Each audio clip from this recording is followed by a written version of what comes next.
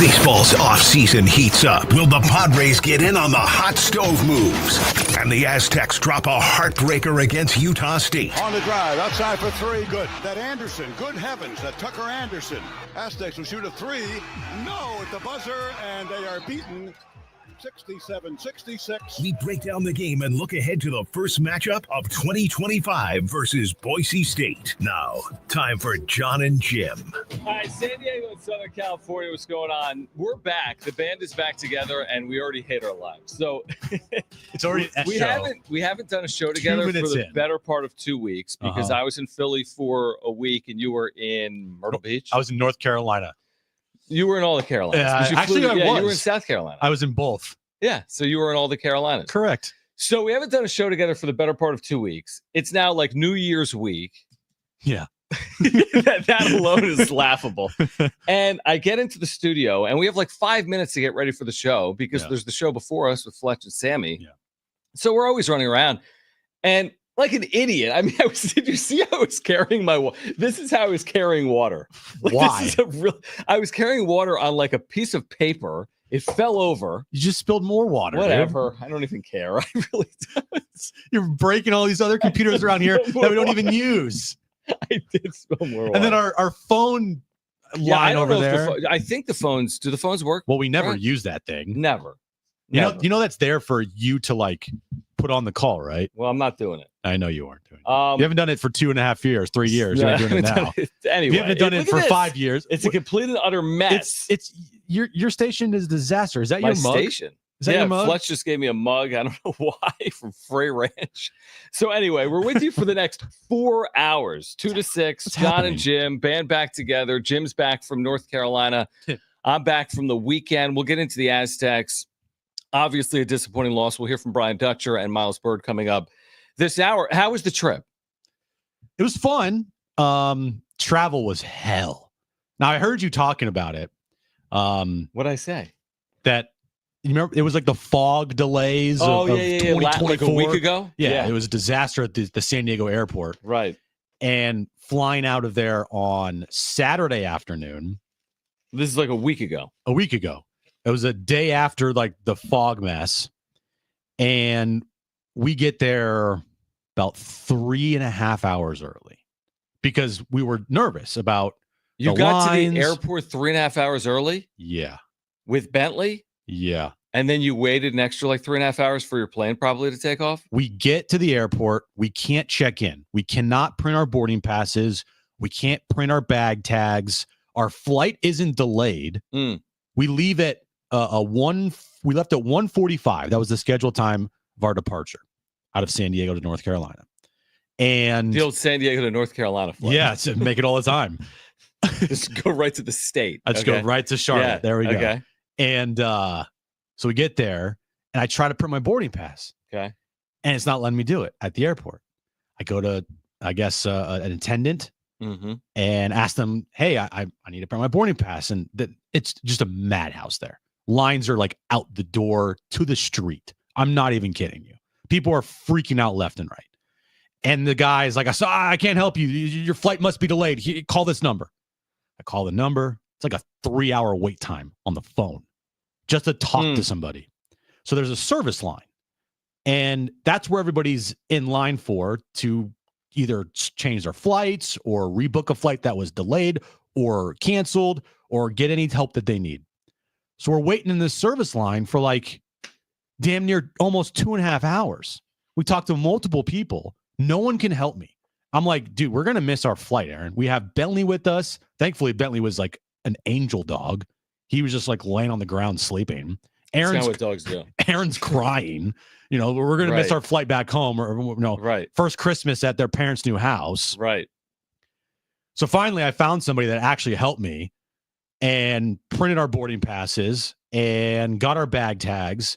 We got through security with a minute to spare before we started boarding the plane. You got there 3.5 hours early and only made the plane by a minute? Yeah. Oh, my God. And then we sat in the plane for an hour and a half before we took off. Well, it was foggy. It wasn't foggy at 1:45 in the afternoon. And then we get to Charlotte, And we look for our bags, and they say, "Oh yeah, your bags are at the gate 5 or carousel 5, right?" I'm waiting there for over an hour for my bag. And then an attendant comes over and says, "Oh yeah, San Diego, you came in from San Diego? Oh yeah, all your bags are at carousel 1, which is like across the airport."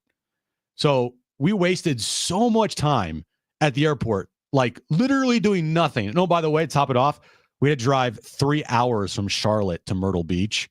Did you do it that night? Yeah. So how long was the day from the time you left your place in San Diego until you got to the place in Charlotte? Was that like 15 hours? About like we left our house in Imperial Beach at, I want to say 10 a.m., maybe a little earlier than that. All right. So that's 1 o'clock Eastern.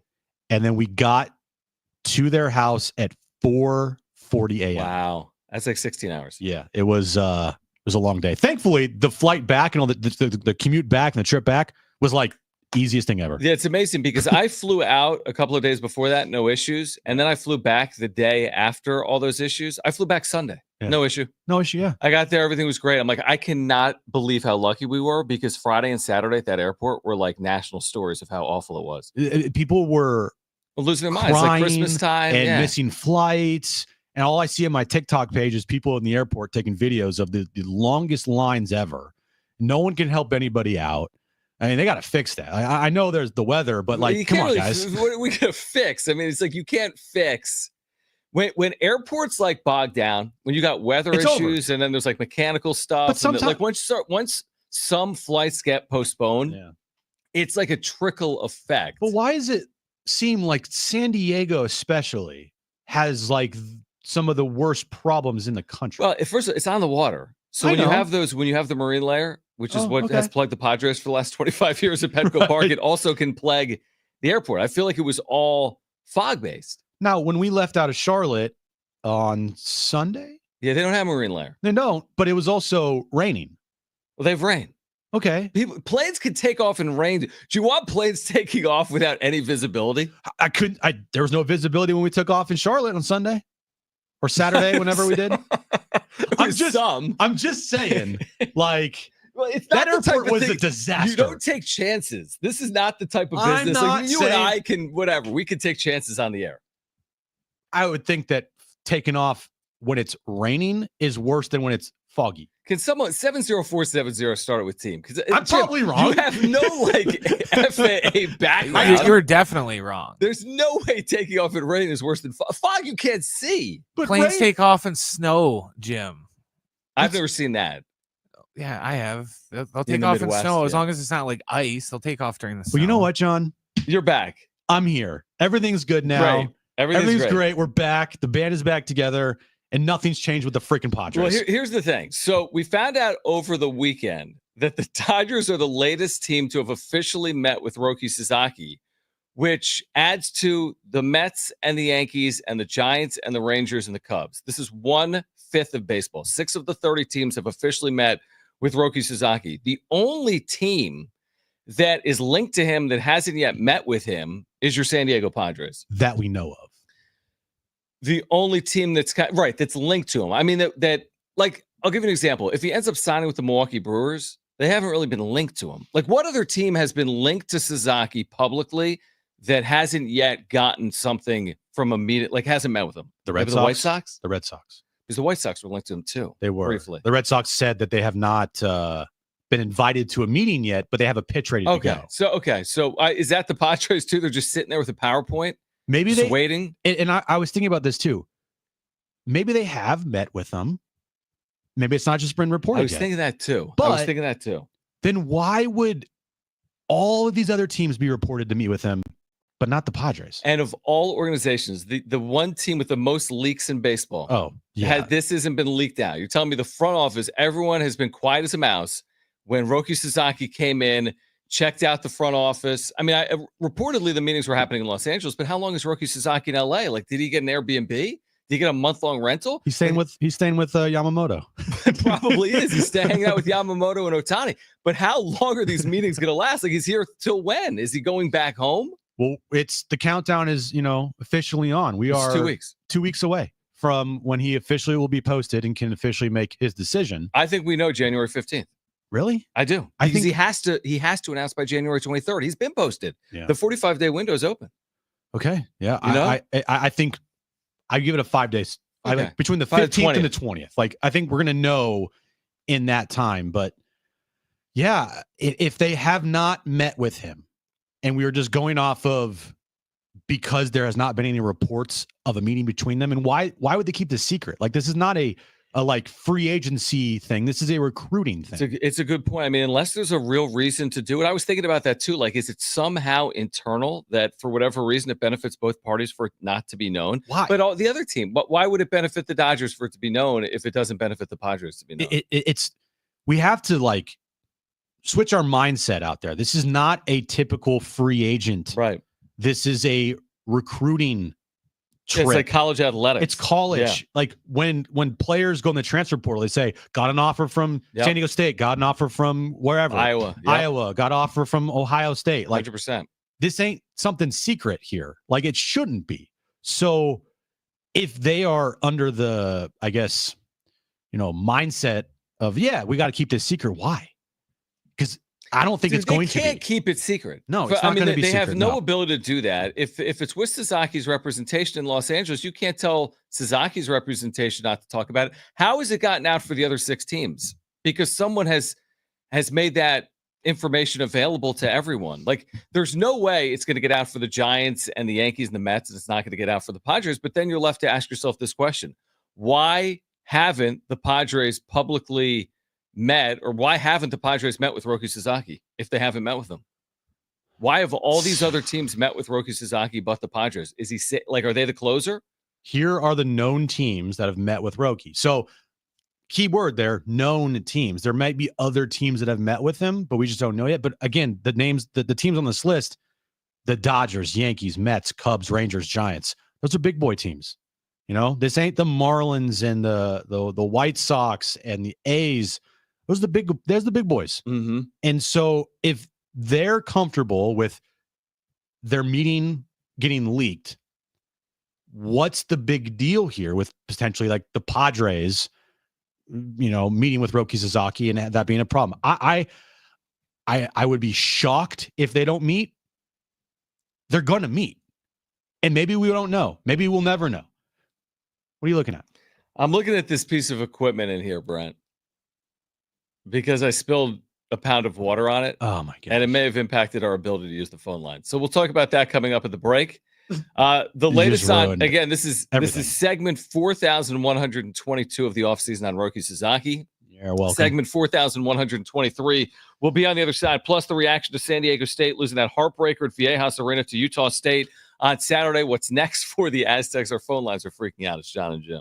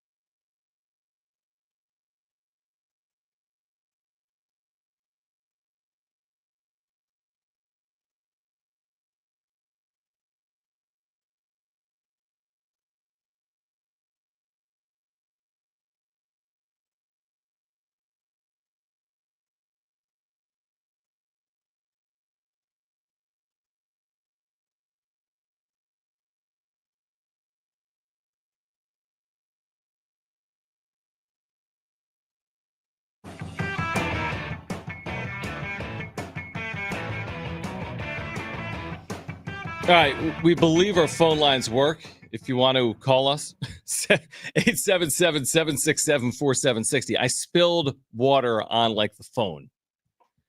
But you know how sometimes you spill water on your phone and it still works. Yeah, sometimes you spill water on a brand new laptop. It's fine. Yeah, you did that to me, you idiot. I know. I think the day that you asked me to officiate your wedding. Yeah, and so you couldn't get mad at me because Aaron was there and we were asking you this. I wanted to kill you. And you like recently just purchased this laptop. I don't think it was this one.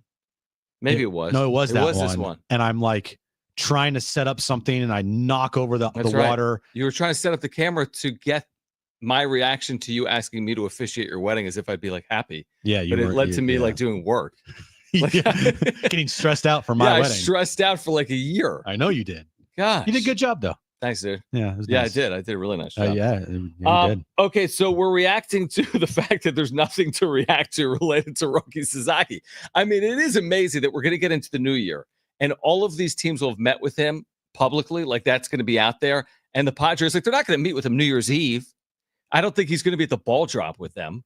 I don't think this is like his plan for tomorrow night. You want to come to the horse show with us tonight at Petco? Right. It's like, so all of a sudden you're into 2025 and like, is he even in the U.S. still? How long are you going to be in the U.S. to take these meetings? The one thing that we talked about while you were gone and I found interesting is that, these meetings are taking place in L.A. Yeah.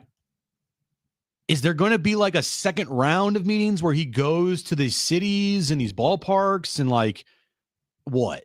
Because I found it interesting that he was holding court in Los Angeles. Well, why do you say that though? Interesting in what manner? I'm not because it's LA and it's the Dodgers as the favorite. No, I mean, look, if he ends up choosing the Dodgers, then yeah, it'll feel like this entire time this whole thing was a charade, a sham, and a sham, and a charade, and a sham and a charade, a sham and a charade, right? And of course, that's what we'll go with, right? Right. But I'm thinking about like, because this is a true recruitment of a player, has nothing to do with money. Wouldn't the team want to have that player in their city for at least a night? Well, you're not going to have that luxury. Why not? Dude, he doesn't need to be in the actual cities. This is big boy sports. Guys commit in the transfer portal without having been to these campuses every second of the week. I would think that's a little bit important to go there for a recruiting trip. But don't you agree that some of these decisions happen? Like guys take head coaching jobs having never been there and they do it overnight. Would you accept a job somewhere without knowing nothing about the city? No, not without knowing anything. Money, I mean, you can go to Wikipedia. First of all, money, but you're right. He's not going to get crazy money compared to other baseball contracts right now, this go around, as we've talked about. But no, there's not. I just want to scope the place out a little bit. I'll give you an example. If James Franklin tomorrow leaves Penn State for SC, he's taking that job in the heat of the night. You know what I mean? Like he's not going to go visit their campus. Coaches leave all the time for quote unquote better jobs without having ever visited those campuses. But James Franklin's been to LA before. Okay, fair. But I mean, I'll use like Sean Lewis as an example. When Sean Lewis took the San Diego State job, did they meet in San Diego? Or did they meet in Boulder? Or Denver? I don't know the answer. J.D. Wicker does because he met with them. Or was it over Zoom? I'm just saying, I don't think you have to go to the cities. Here's the deal. New York's big. I'm not saying you LA's have LA. to go. I'm just saying it's a little interesting that these meetings were set up in LA. And I don't know if there's going to be a second round. I don't know if there's going to be like a rose ceremony where a couple teams are eliminated and they go on to another round. That would be amazing. It would be awesome. Yeah. It would be must watch television right there. Yeah, I love that. I don't know what the process is going to be. Like we know with the Juan Soto process, he was crossing off teams on the list for like 3 weeks, right? Right. I don't know what the process here as far as deciding on where he's going to pick is going to happen with Roki Sasaki. For Mr. Mid-size market, which is what we heard like during this recruitment process 2 months ago, it's interesting you set up camp for 3 weeks in Los Angeles. I know. And like you said, you're like sleeping in the bunk bed of Shohei Ohtani or Yoshinobu Yamamoto for a couple of weeks. Kevin Wilson in our YouTube chat says, you guys should add a 5th hour to Jon and Jim for complete Roki coverage. Well, that's what we do the wrap-up show for. Well, I mean, it kind of is. But listen, I think The reason it's so topical in San Diego is the Padres don't have any other means to really improve their roster. And that's not fair because AJ Preller is going to pull rabbits out of. Is he, though? He's going to pull rabbits out of somewhere. What was the quote from Schilt? Out of his pants? Yeah, out of his pants.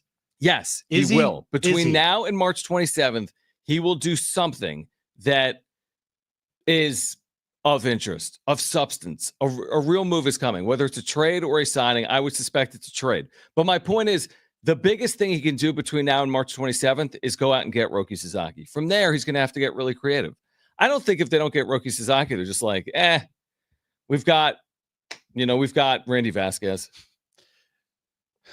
We've got Matt Waldron. Murray in the chat says, we're acting like if we don't get Roki, our season is over. No, but if they don't get Roki, how are they getting better? Have we seen what these other teams have done? Like, you go away, Corbin Burns signs with Arizona. Look at what the Giants have done. Look at what the Dodgers have done. I mean, these teams are trying to get better. The Padres have signed Mike Brosseau, or however you say his name. Mike Brosseau? Brousseau. Whatever his name is. I mean, who can hit left-handed pitching? Great. Had 70 at-bats in the big leagues last year. Cool. Had a big moment during COVID at Petco in the ALCS for Tampa. That was amazing. Well, it was 5 years ago. I remember that. Oh, wait. No, I don't. There was no one even there. What are the Padres doing to get better? What are they doing? What have they done? Well, they changed their chairman. Which I have a whole opinion on, by the way. Like, that happened when I was gone, and You're anti? I'm not anti it. I'm more or less like, don't give me these BS lines of how you're trying to preserve the legacy of Peter Seidler when the following quote is about how you're going to be, make sure that you don't spend a bunch of money and you be responsible. And all. That's not what Peter's legacy is here in San Diego. So when you tell me that you're going to preserve the legacy of Peter, but then immediately talk about how you're going to have budgets and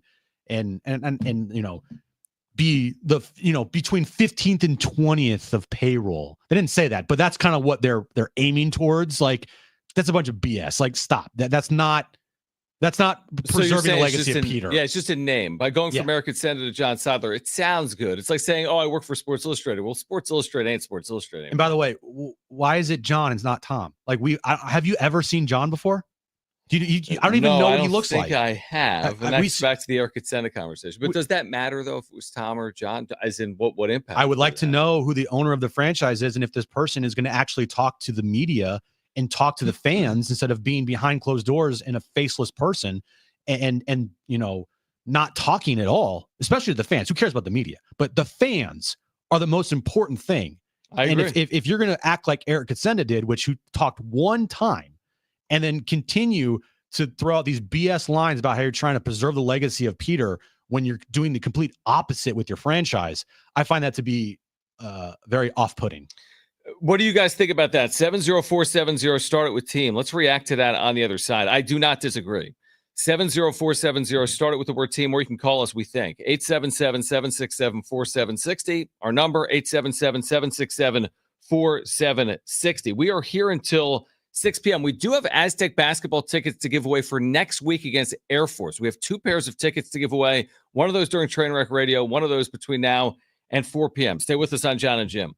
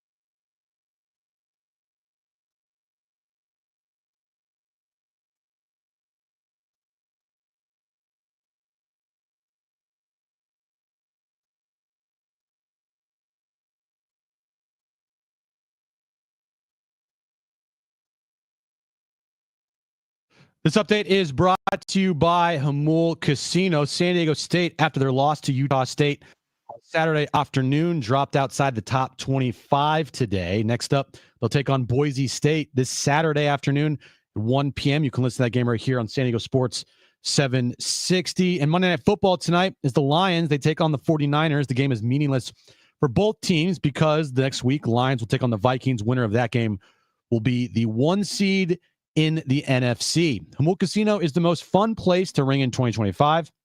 At noon on New Year's Eve, get $20 in free play just by playing with your Sweetwater card, and stick around for a special New Year's buffet and live music. Hamul Casino, it's fun above all else.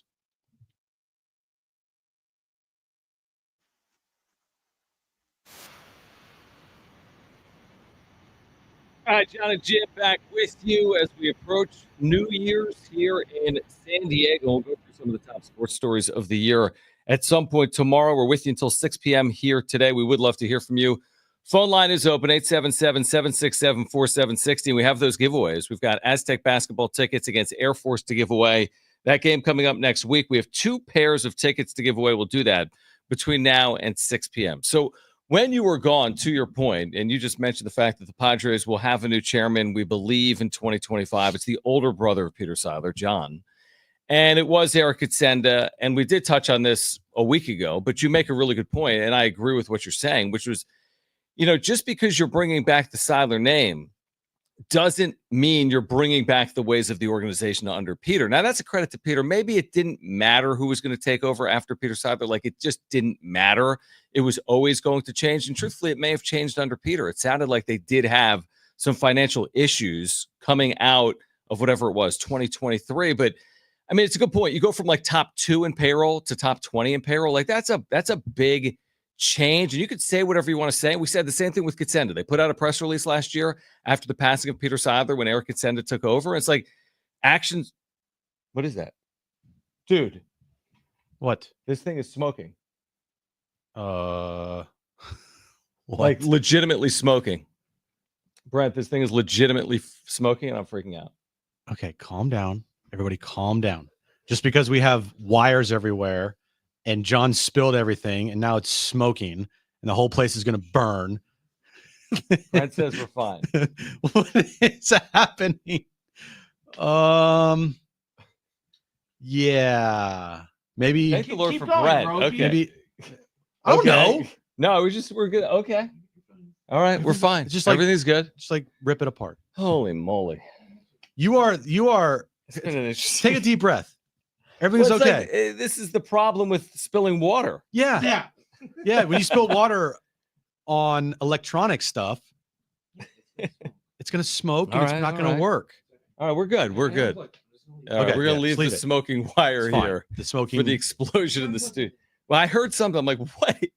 I heard like a ticking time bomb, dude.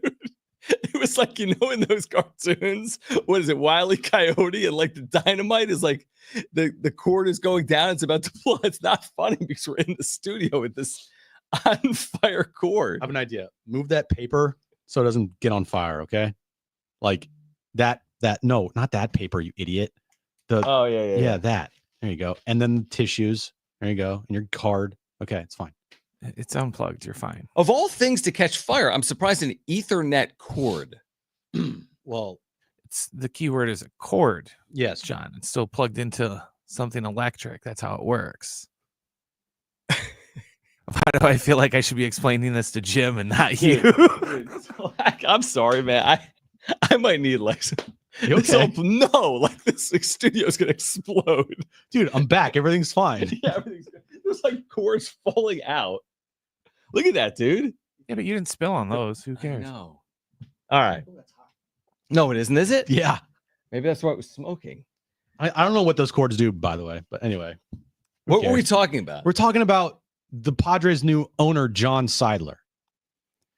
I don't have an issue with it because I already had an issue with Eric Kutsenda. You know what I mean? Like, we didn't hear from Eric for a year. I was going to have an issue with any of their next chairmans, right? It was never going to be Peter is the point. I think, look, I'm not going to sit here and completely bash Jon Seidler because I don't even know the guy.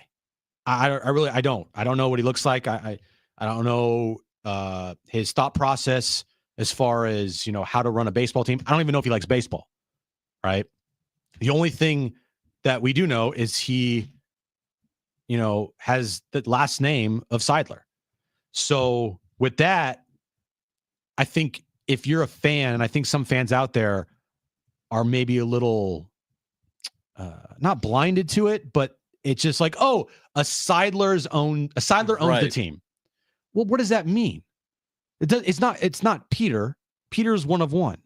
So is Jon going to act like his brother and spend money or not? Because that's all I care about. Well, we need to give that time.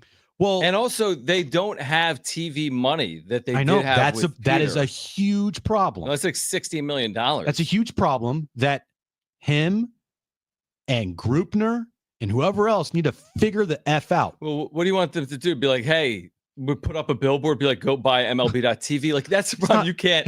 I know it's not. You know what I say, John? It's not my job. I'm not sitting here telling them what to do and telling them how to do their jobs. But what I am saying is you got to figure it out, because we talk about that all the time. Like, AJ's going to make some moves. We get it. That's his job. His job is to go out and build a roster, right? Hopefully good enough to compete for a World Series. I'm looking at it like this. This quote, where's the clock? Oh, this quote in the UT. Fire. Sorry, I'm all flustered now because John thinks the place is going to burn down. Peter never viewed the Padres as his team. Instead, he saw the team as an asset to the community of which he was a faithful steward.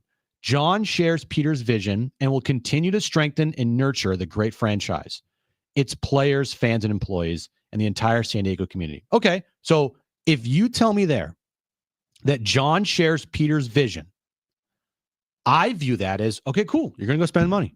Not to the level of Peter, where you're handing out $300 million contracts like they're like pieces of candy on Halloween, but you're going to go out and you're going to make some necessary moves to make sure that you have the best team on the field, and you're not going to sit there and say, oh, we need to trade Dylan Cease. Oh, we probably need to trade maybe Michael King. We got to trade Luis Ariz. But dude, we don't know.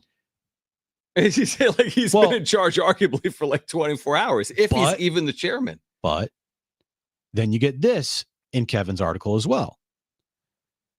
Even before Seidler's death, the team had begun to point toward a future in which they balanced their large contracts with more affordable players and kept their payroll more toward the middle of MLB rankings. I'm going to push back on a little bit because it's hard to like speak for somebody that's not here anymore. I don't know if that was going to be the case if Peter were still with us. Like, it's really hard to say that. Knowing Peter like we did and what he did, it's hard to believe that Peter all of a sudden would just flip a switch and be like, yeah, I don't know about this anymore. As far as spending goes, he then says, the transition to what they believe is a more sustainable way of operating in a smaller market is expected to continue with Jon Seidler in charge. That's where I'm sitting there and saying the words of Jon wants to share in Peter's vision, and that don't match up. Well, here's the thing. A vision is just something that is like spoken. There's not a lot of actions in a vision. The vision of all 30 major league teams is to win the World Series. Very easy to say it, right? Like I could say it at the Rockies offseason winter caravan event. We believe we're going to win the World Series in the next 3 years, and here's why. It's very easy to say something like that. You need to back it up. The issue is, Jim, no matter who was running the organization, we'd say the same thing. Because unless they're going to go out and get Steve Ballmer or the Guggenheim firm, like unless we're talking about this ultra level of wealth, but we don't want them to sell the team. In fact, Peter's vision was keeping the team in his family's name, which is what has transpired here 12 months after his death. And the truth is, dude, it's like sometimes it's hard to compare yourself to someone else, even if it is your brother. Let's say your brother has a job that makes $1 million a year and you've got a job making $70K. Like, sorry, you're not going to live in the same house. Like, you're not going to be able to afford that Myrtle Beach estate. I don't know. Myrtle Beach estate. I mean, like you're going to be staying in a condo, dude, in like South Myrtle Beach when your bro's going to be in North Myrtle Beach or whatever is the nicer one. Let me ask you this question. Would you rather have the Padres stay in the side of their name with Jon Seidler and, sustainable payrolls and being, 15th to 20th in payroll in baseball, never really going out and making big time contracts, again, and having to trade players a year before they become a free agent. And that's how the franchise is going to be run for the foreseeable future. Or put the team up for sale, get somebody in here with some deep pockets, and you now can go out and spend some big time money on some big time contracts. I mean, that is a tough question to ask. I mean, obviously, you'd prefer whatever gets you the better results, and you would argue selling the team and bringing in deep pockets will get you better results because money typically results in winning. But Peter Seidler said in his last year of life that he envisioned the franchise being in his family's name for generations. I know. And I'm sitting here saying that's great. But if you're going to continue to tell me and the fan base that you want to honor the legacy of Peter Seidler, well, then you better honor it by not cutting corners every chance you get.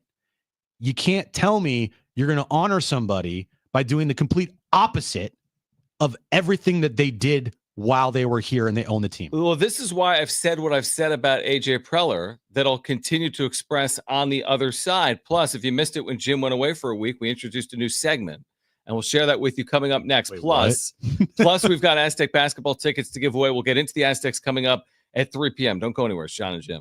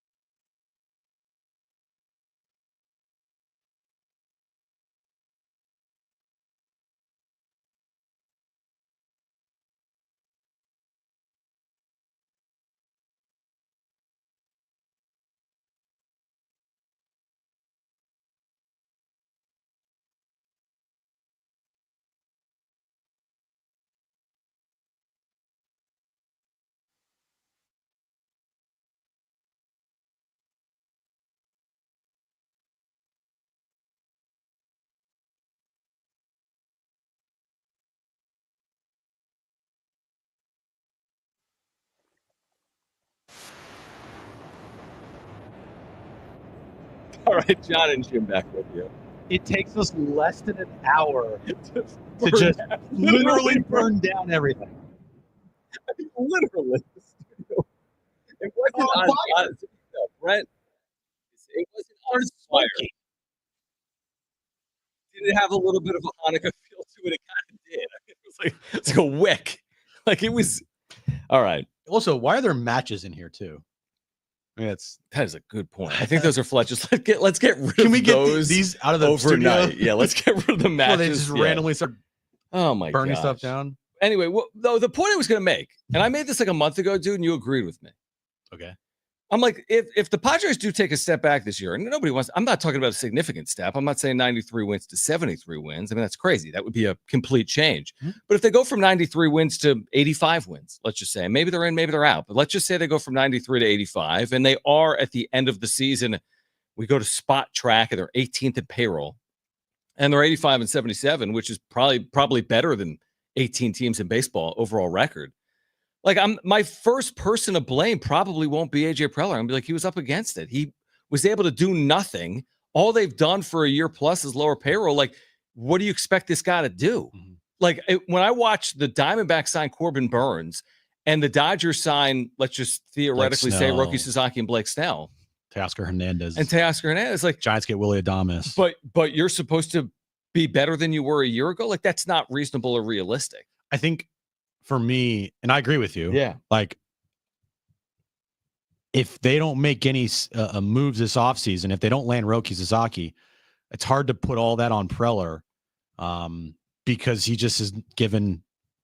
He's given crap. And he's got to make soup out of it.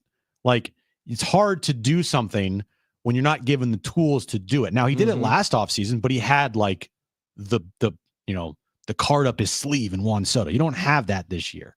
So if they do make the moves that are being talked about the most, which is trading either Luis Ariz or Dylan Cease, or maybe having to trade Robert Suarez, which I kind of would be okay with if I had to pick one right now. Like Robert Suarez, you saw what he did at the end of the year. I don't know if you could really trust him. Like, he pitched fine in the postseason, but he didn't really pitch at all. I mean, he had like 2 appearances, tops, I think. He didn't pitch at all in the Dodger series, like rarely. And you need to get some money off the books. I'm choosing Robert Suarez because I'm perfectly fine with Jason Adam becoming your closer next year. Like, perfectly fine with that. Honestly, I probably prefer it. But if they do end up doing that, these aren't moves to make you better. That's the point. Yeah. And that's where I have the big problem with.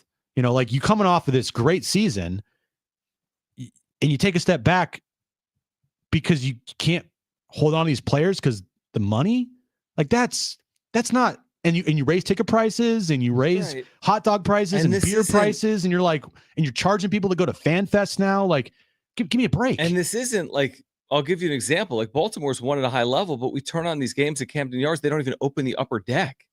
This isn't Baltimore. This isn't Tampa. This isn't Oakland. This is arguably like the best fan base right now in the sport. It's right there. There's 3.2 million people. There's 40,000 people April 11th against the Sacramento A's. I mean, legitimately. So, like, how are you asking them to go above and beyond for you if you're not willing to do the same for your fan base? And that's where I have the big problem with them propping Peter's name up there and saying, we're going to do, run the franchise in his legacy. No, you're not. Don't give me that crap. You're not running. Should give it time. I get it, but I mean, come on, man. We know like where this is headed, and it started last year after he passed away. Do you think either Cease, Ariz, I don't even want to throw King in there, but whatever, Cease, Ariz, King, Suarez moves between now and March 27th? I think one of those players does move, yes. I'll take King out of it. I'd be shocked if they move Michael King. But out of Cease, Ariz, Suarez, you think one of those players moves between now and opening day? If everything that's being reported, and there's not been much reporting since, but when it was reported from Dennis and AJ and Kevin, right? Mm-hmm. It seems like it's virtually almost impossible to field a team with all those players back and having to add, because you need a left fielder, you need maybe a backup catcher or a starting catcher, first baseman, bench pieces. rotation. Like, feels like one of those players will be moved. What if the reason for the stalled offseason for the Padres, we've talked about this before, is Sasaki? Yeah, it's that there's two paths. They've prepared for both. AJ Preller's not unprepared. Mm-hmm. He's got one spreadsheet that says if we get Sasaki, here's what we're going to do this offseason. And if we don't get Sasaki, here's what we're going to do this offseason. Now, John Heyman reported last week when you were away, and you saw it, that if they land Sasaki, they're more inclined potentially to move Dylan Cease, where you could actually argue the exact opposite. If you land Sasaki, just go all in, and now your rotation is formidable if you make the postseason. Yeah. No, I do think that the lack of movement by the Padres this offseason has to do with the Roki sweepstakes. Well, then you better get him. And by the time Roki makes his decision, I mean, you're weeks away from spring training. If that, yeah. You are, 3 weeks away, 4 weeks? Right after the tops? Super Bowl. So, mid-February, early February. Yeah. Oh, by the way, FanFest is February 1st or February 2nd or whatever it was? It'll be a great time to meet Roki. A great time. Make sure to buy tickets now. I think they're free. I don't think they are. For FanFest? I think you have to buy them. No.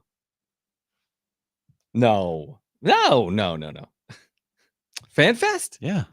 They never have had tickets. Could be wrong. You're wrong. They created two different times you can go in, 10 to 1 and 1 to 4, but it's always been overrun. I don't think you have to buy them. I could be wrong. Like $10. I didn't look. I saw a release, but I didn't really look. But I just saw some people saying, to buy tickets. Maybe you do. So can someone put that in the chat? Because that's actually interesting. I should have touched on that if that's the case. Do you have to buy tickets for FanFest? I don't think you do. Nothing is free anymore, John. Nothing. Victor says free. Oh, they're free? Okay. I think it's free, dude. You can't charge for FanFest. Nothing is free anymore except FanFest. I think teams do for like charity. Some teams do. It goes to like a charity. I'm glad that the Padres haven't to this point. I was going to get to John-isms. Yeah. There's no open for it. Oh, that's nice. Did you think about making an open for it or texting CJ for it? Well, an open. Yes, in 2025. But James, loyal viewer and listener James, made an open for it while you were away. Oh, did you have that, Brent? I think we got rid of it. On. I still have it. Okay, you want to hear the open from James? Because we're going to share it with you in a moment. I would like to hear it. Yeah. Yeah. Now, again, James is doing work for I probably should have the guy that does it for a living do it. Like an imaging. Yeah, like an imaging guy. Big imaging guy. Well, that's what I told James. I'm like, I don't think I can air this more than 1 or 2 days. Because once they find out, they pay people to do imaging. Yeah, we don't know about copyright and stuff like that. But this is what it sounds like. Screw it, play it. What it is, I feel like I can do something similar with if we're doing Jim's back page, why can't I do John's front page? Now, some have said, I think Brent included, well, is the front page going to be like front page news? I'm like, no, it's just going to be like sports according to John. And then we talked about John-isms or things that John likes. I think we said. I liked John-isms. Yeah, so this is more John-isms than John's front page. It's a little long, but it's better than what we had previously. Segment's already over. Absolutely nothing. All right, real quick, because we only have 60 seconds on it. They're already talking about changing the format for the college football playoff, and we're only 1 week in. Shocker. So what they want to do, presumably as early as next year, is let the top 5 conference champions in, but don't give them buys automatically. Just seed the teams 1 through 12. And if the top 3 seeds are in the Big Ten, so be it. If the top 2 seeds are in the SEC, so be it. This is basically like the Boise effect. Boise gets a number 3 seed. People get mad. They get a bye. Other teams like Notre Dame or Penn State don't. And all of a sudden, because Boise is the 3 seed, already there's hooting and hollering. We don't like the format. Why are the top conference champions getting buys? Let's just see this thing 1 through 12. Top 4 seeds can get a bye. The conference champions can be in, but give Boise the 12 seed. Why would they get the bye? That's how I see it. I think it's a complete reaction or overreaction, arguably, to Boise State getting a bye and Arizona State getting a bye over schools like Texas, Notre Dame, Penn State, Ohio State. And also, I don't think it's fair for Oregon. Is it fair for Oregon as the top seed to be an underdog at the Rose Bowl? They're an underdog. I know. 2.5 point underdog. That's wild. As the 1 seed. I had to do a double take on that. Wait, what? Whoa, what? All right, on the other side, that was 30 seconds of John-isms. That was it. On the other side, we can react to that. Plus, the Aztecs suffer a heartbreaker on Saturday. I was there. You'll hear from Brian Dutcher, what he told his team post-game. Plus, you'll hear from Miles Bird as they get ready for next weekend. They're off this week until next weekend when they take on Boise State. We have Aztec tickets to give away for next week against Air Force here at Viejas Arena. It's hour 2 of Jon and Jim, and it's next.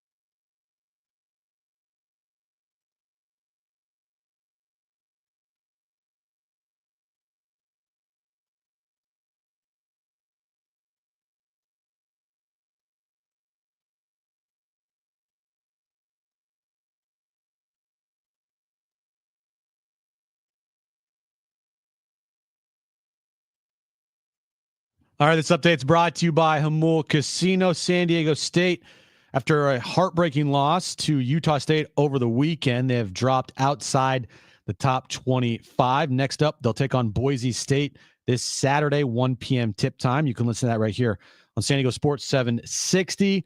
And Monday Night Football tonight as the Lions go to Santa Clara to take on the 49ers, 5:15 kickoff time there.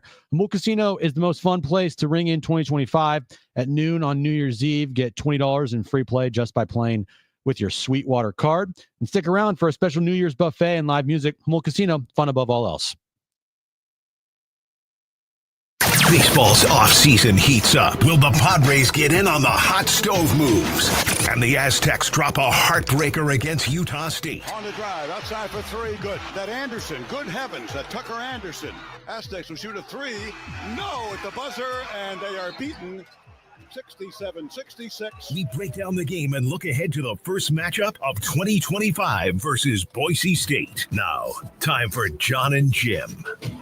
All right, San Diego, Southern California, what's going on? We are heading towards the new year. We do have tickets to give away for San Diego State Air Force next week at Viejas Arena. Chris Hodge taking Vegas has been red hot. For our listeners, he'll join us coming up at 4:30 for a final time in 2024. So we spent the better part of the first hour talking about the Padres and their lack of moves this offseason. Now, when did you fly back, Saturday or Sunday? Saturday. All right, so I think when you were flying back, San Diego State was playing. Yeah, I missed the entire game. All right. So this was a quintessential game of two halves, right? They jumped to an 18-point lead. It looks like they're one of the, they look like a top 10 team. I mean, they're beating Utah State, a team that was 11-1, 40-22. Like they're in a position where it looks like they're going to blow the doors off them. Then the final minute of the first half. 1 hour later. Yeah, final minute of the first half, they score 5 points in like 10 seconds. So a 16-point game becomes an 11-point game at the half. All right. Then all of a sudden, Utah State's right in it. Like the last 15 minutes of this game, it was basically 3 points one way or the other. Actually, Utah State never led by more than one and won by one. Of course. But here's the thing. For those that missed it, the whole game was not this controversial call, although it was big. Miles Byrd takes what should have been a charge. It was called a block. They were up 7 with 1:40 left. He fouls out. Everything changes. It's a 3-point play. They hit 2 late threes, they being Utah State, and they really do stun San Diego State. And I'm left leaving Viejas Arena like I'm not going to be able to sleep. And I'm sure they felt the same way. Never texted me back. I asked you. I was probably driving. I texted you later that night. I think you were sleeping.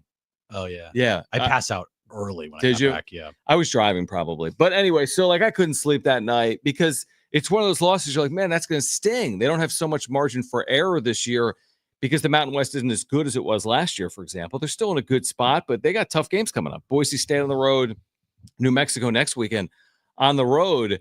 But I'm also thinking about this, and we'll hear from Brian Dutcher, we'll hear from Miles Byrd. Every season has adversity that you need to overcome, right? Like we've covered the Aztecs as the flagship home for San Diego State for 8 seasons, specifically as the flagship home. And I feel like every year has some type of adversity like that. I go back to 2 years ago in Maui. They were stunned by Arkansas in a game they should have won. Remember that? Yep. Had late leads.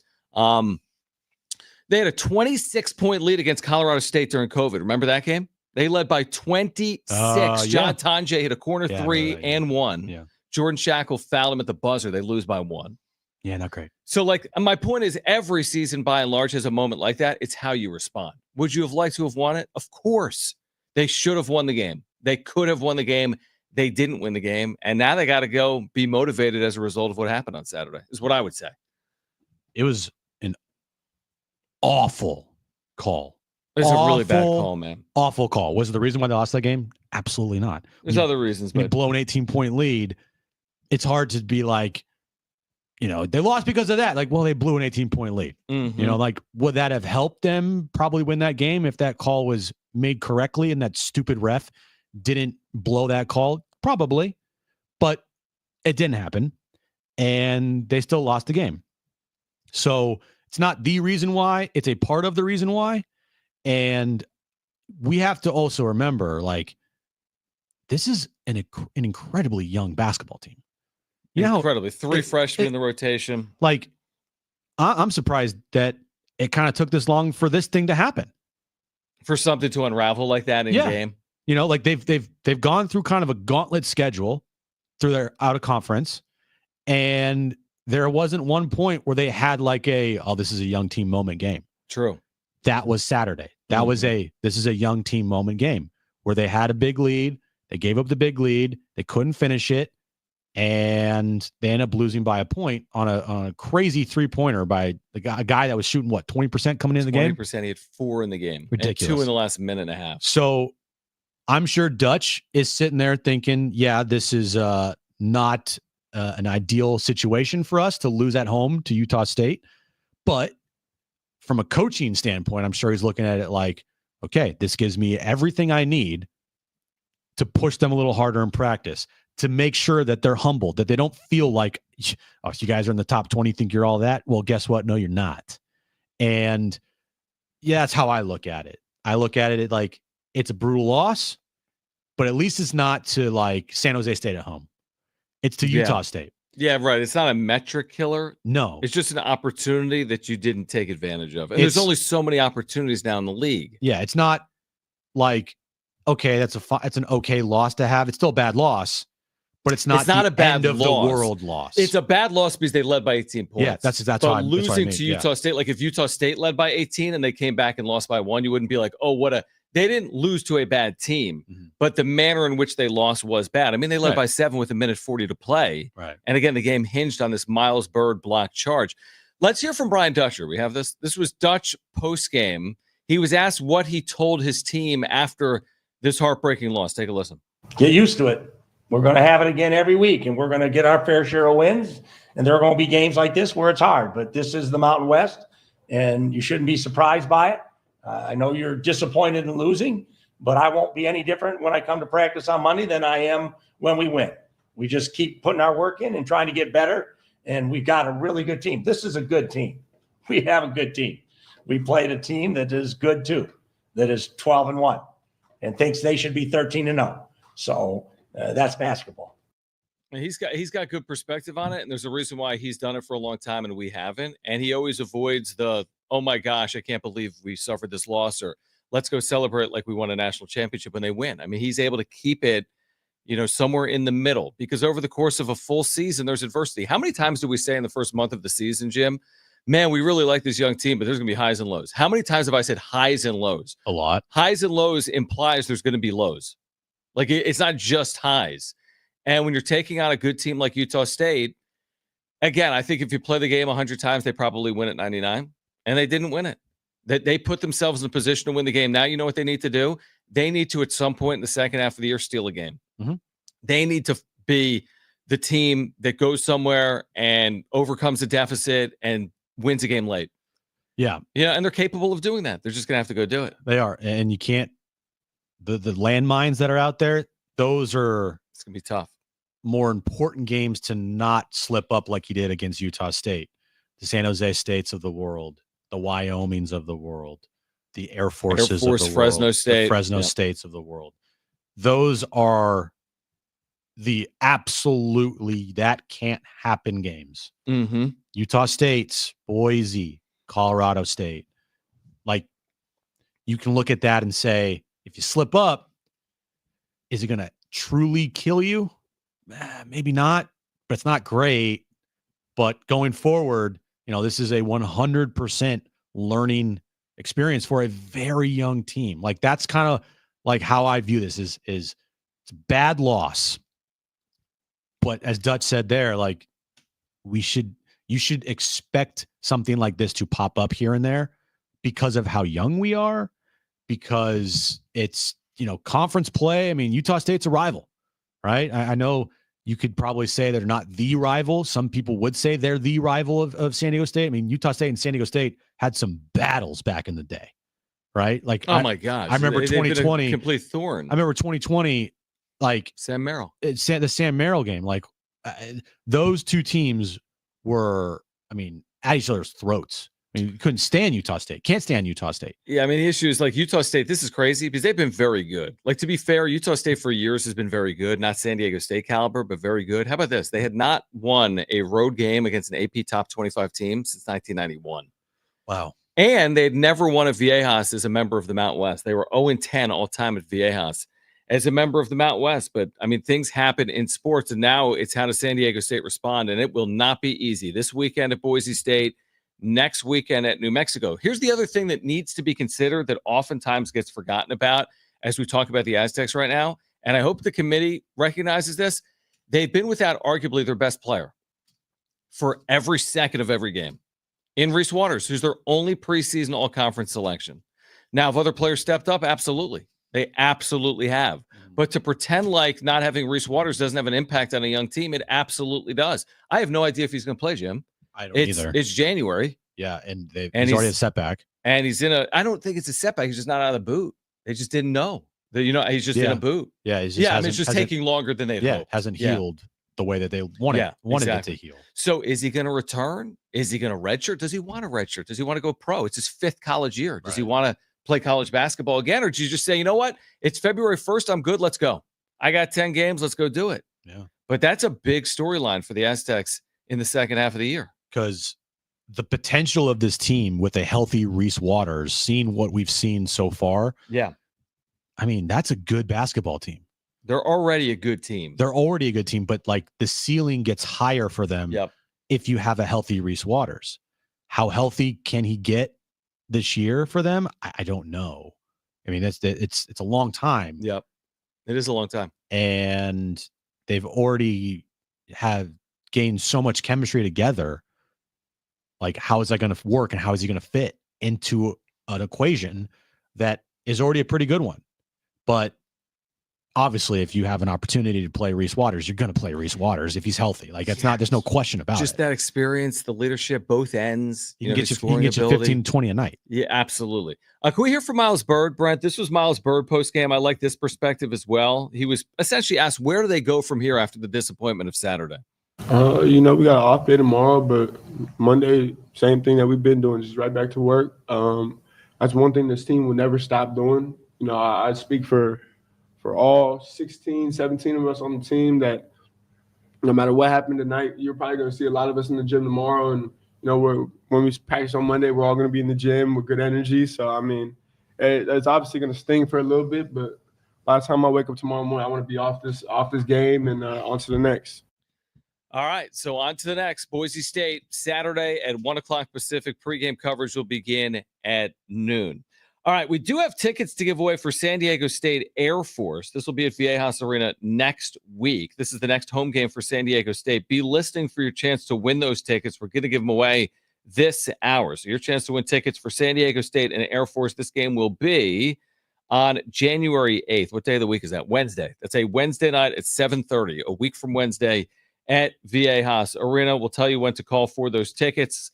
On the other side, more reaction to that, plus everything that's happening in the NL West around the Padres. What impact is that having on the Padres' chances in 2025? We'll discuss on the other side. It's Jon and Jim.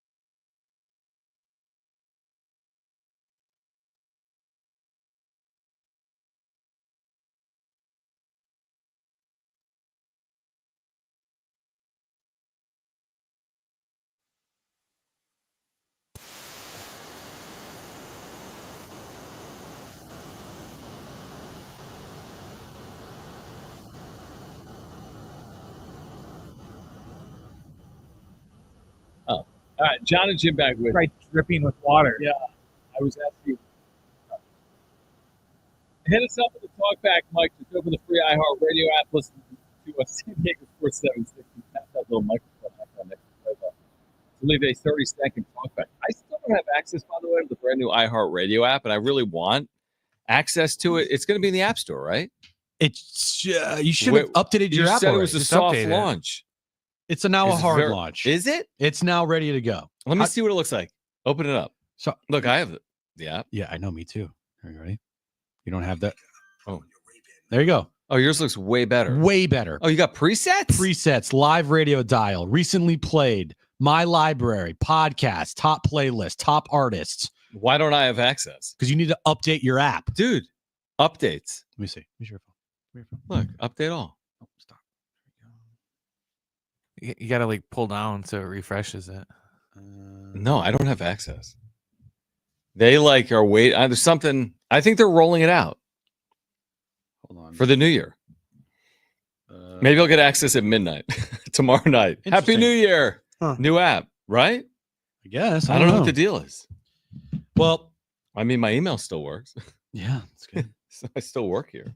Anyway, check it out. Go to the App Store, see if you have access. Jim does, Brent does, I don't. Yeah, it's great. Presets, which is awesome. I can just set everything that I want, how I want it. Live radio dial, wherever you are at.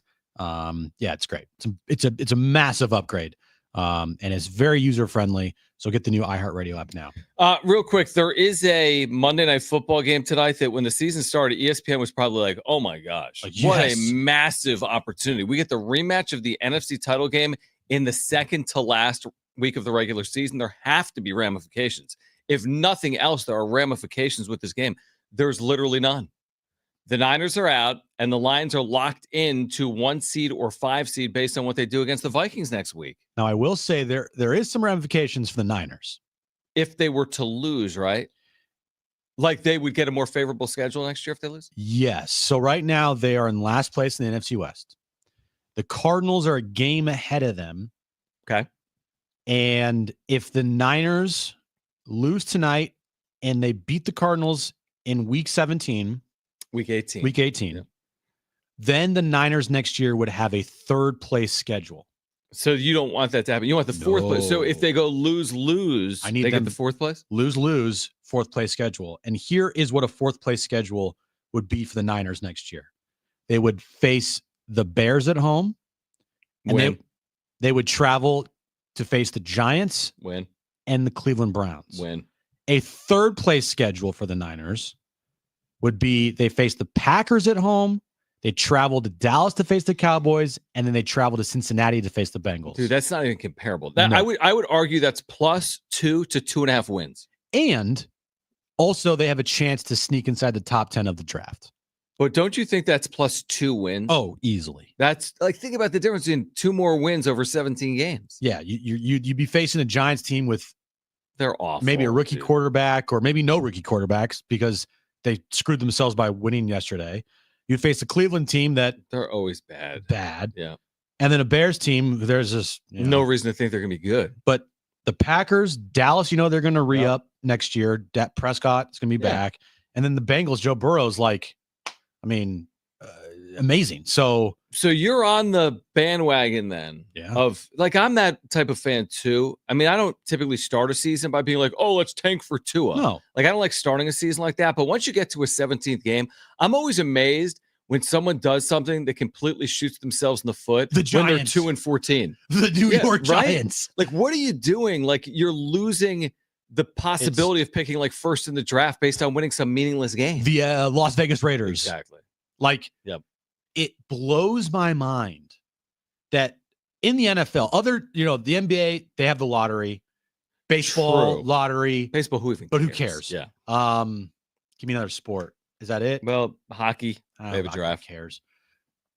Football, honestly, to make sure that they don't go through this, should probably go to some type of lottery. I think there should be a lottery for like the first 3 or 4 picks. Yeah. So because there's always those bottom 3 teams that have nothing to play for. You don't need to go stretch out to like the 13th team. I don't think you need to do it. Yeah. I think you need to do it with the last 4 the worst 4 teams, You have to. make it a lottery. So you could have the worst record. You could still end up with the 4th or 5th pick. Have to. That's what I would do. Have to do it. Because right now, as a fan of these teams, I'm rooting actively for them to lose. Right. Like yesterday's Giants win over the Colts. So dumb. Could prove to be one of the worst wins in franchise history if they do not get a quarterback. Didn't they drop from the 1st overall pick to the 4th overall pick based on yesterday's result? Yeah. Like that's a problem. That is malpractice. Yeah, it doesn't make any sense. And especially for a team that is probably going to clean house. You got a GM who made the worst decision ever with Barkley. Awful. Yeah. You have a head coach who, won coach of the year for winning 9 games. Still blows my mind that happened. And you're going to clean house, and these guys potentially ruin the next decade for you because you won't be able to get Cam Ward or Shador. And if you do get them, you're going to have to trade a king's ransom to go up again. Yeah. Because right now, the first pick would belong to New England. Yeah. They have the perfect situation with Drake May. I know Nick Wright had this insane take today. Do you hear what he said? I don't think I did. He said that what the Patriots should do if they have the number 1 pick next year is they should trade Drake May inside the top 5. So whoever, the Giants or some other team, right? Trade him inside the top 5, then draft Shador, draft Travis Hunter, fire Gerard Mayo, and hire Dion. Hire Dion. That's not going to happen. No. But could you trade Drake May to that? Again, is that if you traded Drake May and the number 1 pick to. Well, you would do it within the top 5 potentially. You would do it with another team up there to end up with one of those high picks. Browns. But does someone want to give you a top 5 pick for Drake May? Probably not. But remember what the Cardinals did for Murray? Because they had just drafted who? Josh Rosen, and then they doubled down the next year by going quarterback for Kyler. They already had the number 1 pick. They had the number 1, but they did go quarterback. They did, but they had the number 1 pick. And but New England's got the number 1 pick. I know. So Drake May has played nice. Yeah, I agree. But is there a better quarterback out there? Is he going to be? You do have to ask yourself: do we have a quarterback that can help us get to make a run in the postseason or not in the future? Yeah. Because if Shador Sanders is that guy, I don't know if he is or not. That's the thing. It's a hard business. Yeah. But it goes back to how there's nothing to play for tonight. There is things to play for. The Lions, there's nothing to play for. Their season is next week. That is a historic game. It legitimately is an historic game. The first time ever in a regular season that 2 teams with 13+ wins have met in a regular season. Sure. Now they play 17 games, but fair. Right. But the difference is the 1 seed or the bye 5 or the 5 seed road. It's without massive. A bye. And you have to go probably to Tampa. Tampa's nice. They have some nice weapons, and Baker could go off, but still, it's that's not then easy. You got to go to the 1. Then you got to go play that team you just lost to. Yeah. So everything for the Lions will come down to next week. Nothing matters this week for them. I think even if they lose this game, they don't care.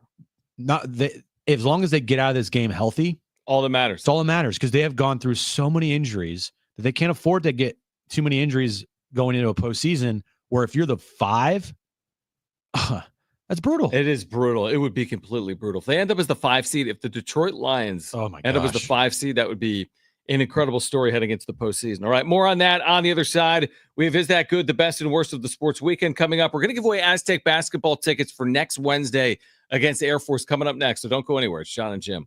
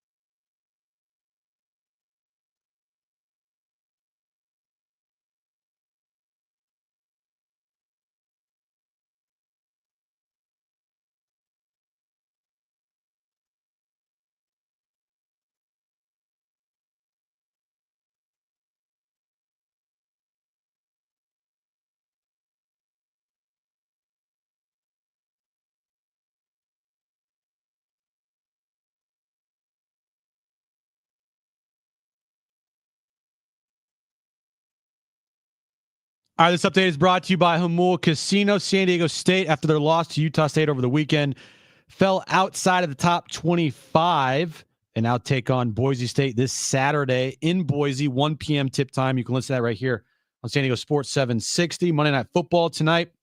Lions take on the 49ers, 5:15 kickoff in Santa Clara. Hamul Casino is the most fun place to ring in 2025 at noon on New Year's Eve. Get and free play just by playing with your Sweetwater card. And stick around for a special New Year's buffet and live music. Hamul Casino, fun above all else.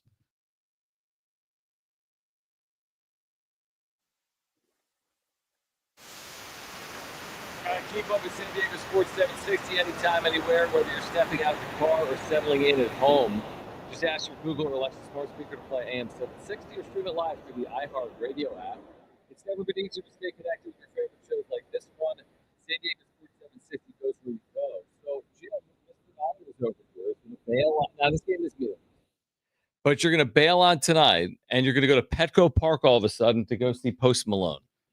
Just like that. Well, Niners are done. Here's what happened. So Aaron and myself were invited to one of our buddies' house to watch the Lions-Niners game. He's a huge Lions fan.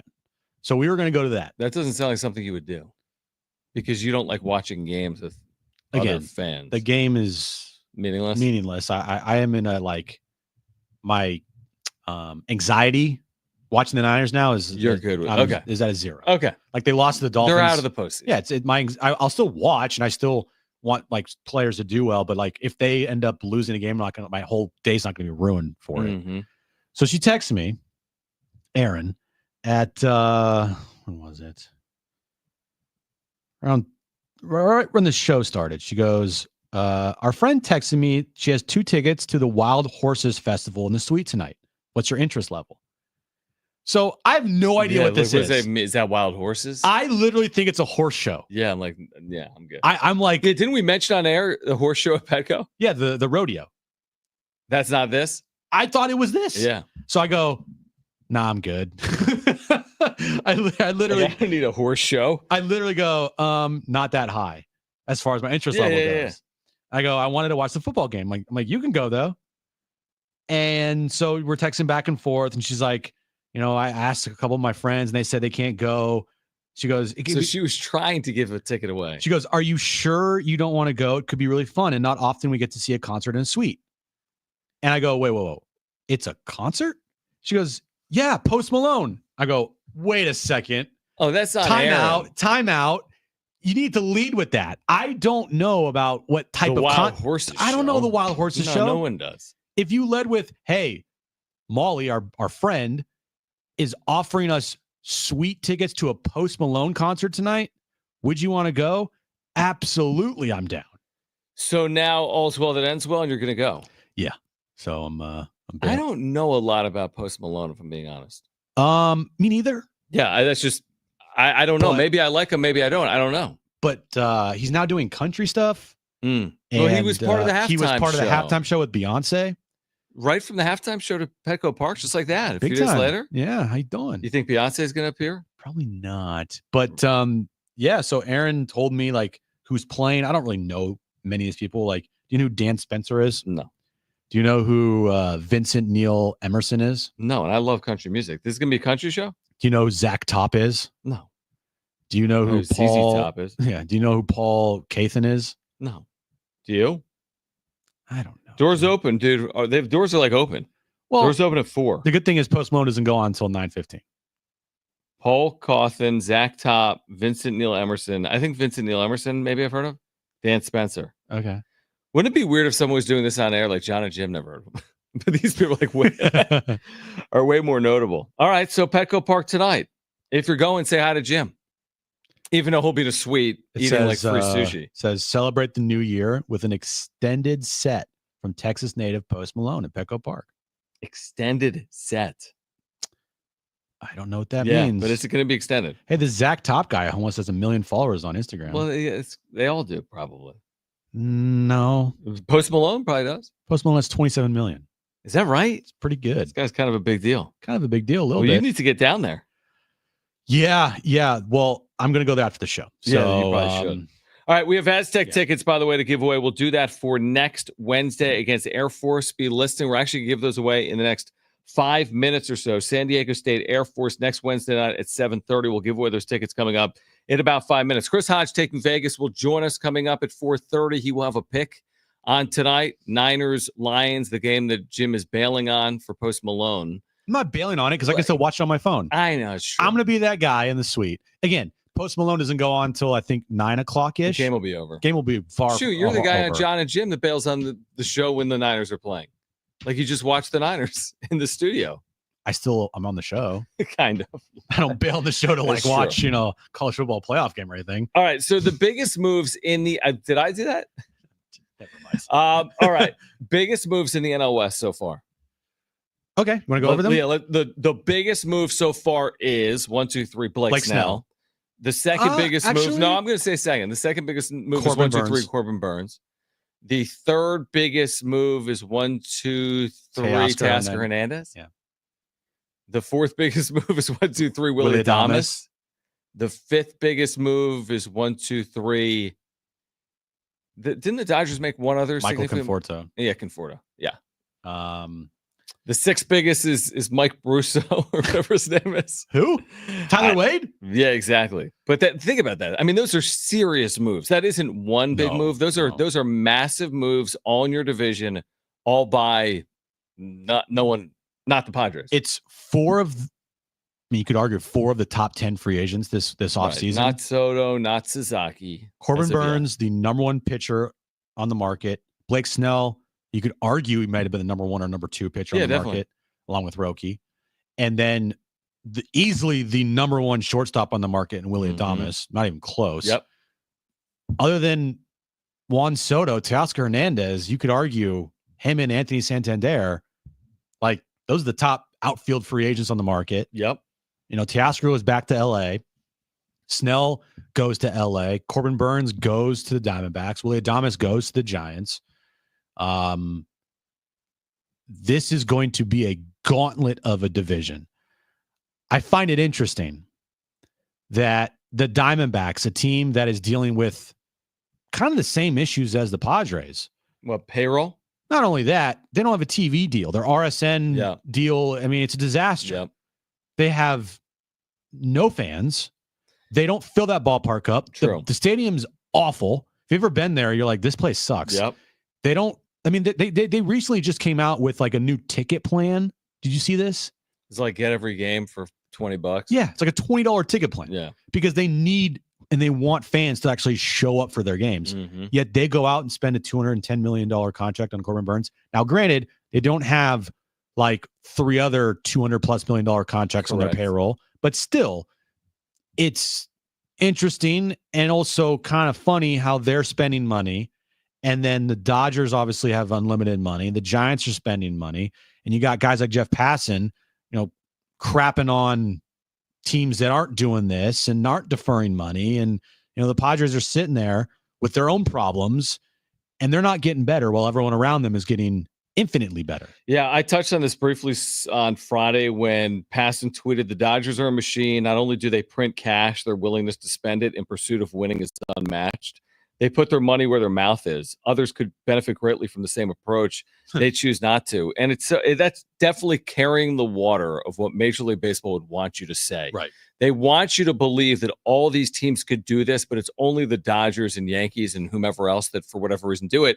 Yet when other teams have tried, and they have tried, and San Diego is a perfect example of it under Peter Seiler, they're always scoffed at for trying. What's the sustainability of this model? How could they spend without being in the right size market? So it's amazing. Whenever I hear something like that, like they should be celebrated for their spending prowess. Like, really? Because when other teams have attempted to do something similar, they're completely laughed out of the room. Yeah, but for whatever reason, LA and New York can do it and get away with it. Yeah, my eyes roll so far in the back of my head. I couldn't believe he wrote that. I really could not. It's funny because I looked at the comments and he's getting destroyed. Ripped. As you should. I mean, what are you doing?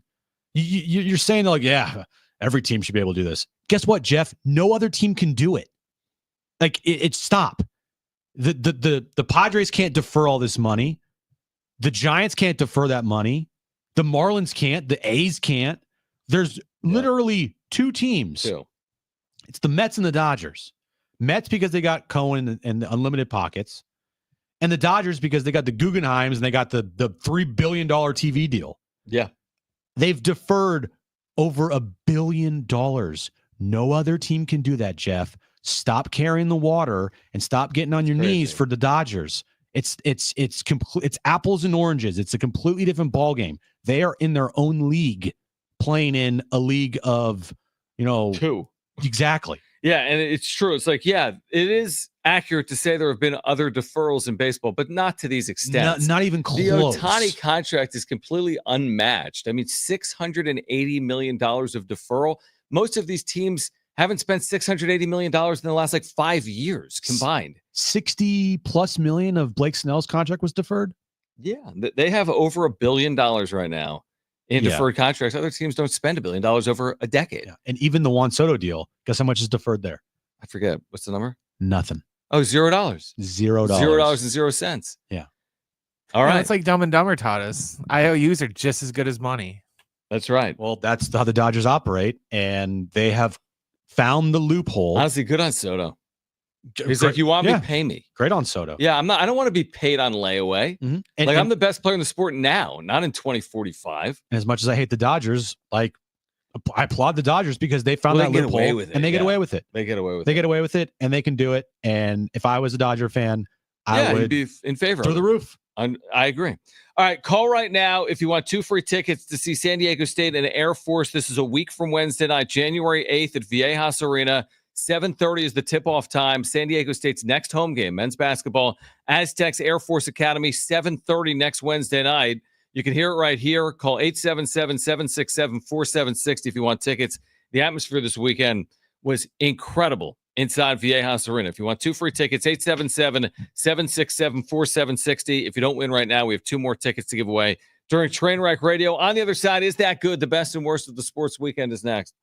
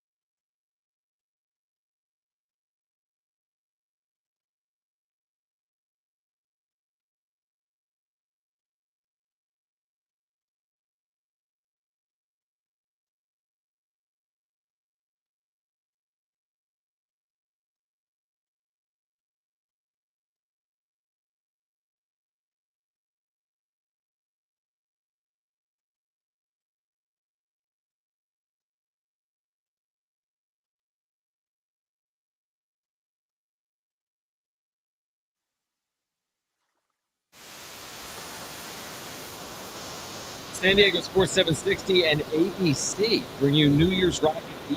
Epic performances by Carrie Underwood, Lenny Kravitz, TLC, Thomas Rhett, Alanis Morissette, Blake Shelton, and more. Joining Ryan Seacrest and is this Rita Ora? Yes. You know who Rita Ora is? For the biggest party of the year, Dick Clark's New Year's Rocket Eve with Ryan Seacrest live from Times Square tomorrow starting at 8 p.m. on ABC. Should I know who Rita Ora is? Rita Ora playing with Post Malone? I wish. I feel bad. I talked to her and had like a 10-minute conversation with her and I had no idea who she was. When I was in Madison, my station was right next door to the pop station, the top 40 station, and I would always leave my door open. And some girl was just out there one day said, "Oh, what are you doing?" And she started asking about the show. I had no idea who she was.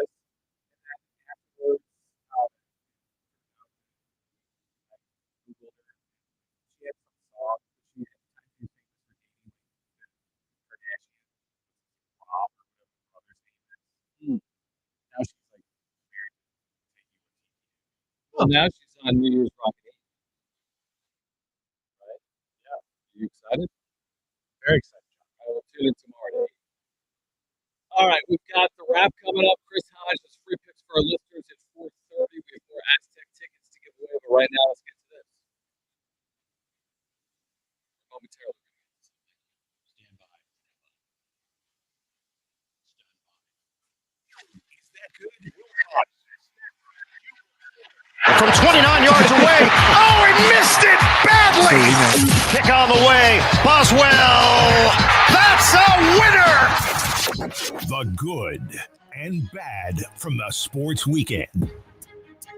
All right, so what do you got? We talked about this earlier today. These teams in the NFL that have nothing to play for, they need a good draft pick, and they can continue to win and screw themselves for the future. Yeah.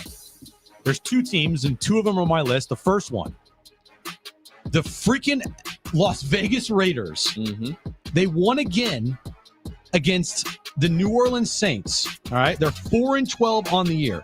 They went from having a top 3 pick to the 8th pick in the draft. Right now, that's awful. Brent, is that good? No, it's no good. Are you kidding me? All right, that wasn't great, but you know what was great yesterday in the NFL? Saquon Barkley going over 2,000 rush yards. They actually pulled him with about 12 minutes to go in the game, but they led 41-7. He's just the 9th running back in NFL history to go over 2,000 rush yards in a season. He's 101 yards shy of breaking the all-time single-season mark, I believe. Will he play next week? 100 shy, whatever it is. 101 to break it, I think. Will he play next week? We'll see. But Saquon Barkley crossing over 2,000 yards. Is that good? It is good. Pretty good. Nice year. Pretty good. Nice whole season. And something to put in perspective, we talked on Friday about how Eric Dickerson was kind of being a baby about it. I saw online that somebody brought up the point about how Dickerson, but it's going to take you 17 games to do it. When Dickerson broke the record he did 14. It more games than OJ did. Yeah, exactly. OJ did it in 14. He did it in 16. Right. Yesterday, the Vikings beat the Packers. Yeah. They now have a shot to have the number 1 overall seed in the NFC if they win next week in Detroit. But that's not the story. The story is Sam freaking Darnold. What a year. For 377 yards yesterday, 3 touchdowns. He now has 35 touchdown passes on the year. I say he learned it all from Brock Purdy. Brent, is that good? It is good. I say he learned it all from Kevin O'Connell, who has become one of the top coaches in football. End of sentence. Yeah, and the coach of the year in the National Football League. My second one is going to be this. LeBron James is 40. LeBron James. Today, he's 40 years old. Oh, yeah. Is that good? It's good that he's 40. It is good. I guess. 40. It would be bad if he did turn 40. Dude, I mean, he's been around for forever. Like, so I'm 35. I've been 35 for 70 years. Right. LeBron's been in the league for 22. He's been in the league since you were 13? Yeah, dude. It's crazy. That's ridiculous. It is crazy. And he's like as good as, he's great still. Yeah. He's good. And he puts up 25 a night. Yeah. He can have games where he goes triple doubles, 30-point triple doubles. Finally, the other loser franchise that continues to screw themselves is the New York Football Giants. Oh, I think it's the Chargers. No, they actually are. I know it's a problem. Competent this year, and it's all because Jim Harbaugh. Doors off the Patriots on Saturday. Killed them. But the New York Giants put up 45 points yesterday and beat the Colts to absolutely screw their entire future, potentially, because they went from the number 1 pick down to the number 4 pick. Mm-hmm. And if they stay there, man, are they going to have to give up so much to move up. It's ridiculous. Is that good?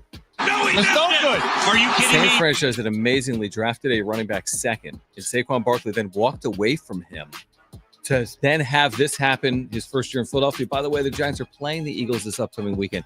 He could set the record. We'll see if he plays or not against his former team. Yeah. They've been in the midst of like the worst decade of anyone in football. They had that one year, like you said, they went 9-8, made the postseason. 9-7. 9-7. Every other year, they have been an abject failure. They beat the Vikings in Minnesota that year. That's right. Somehow, some way. But they're an awful franchise, along with the Raiders that I mentioned. It's just pointless. And by the way, it's going to be even funnier when both those franchises fire their head coaches at the end of the year. Like, those head coaches right now are basically screwing their teams by winning games.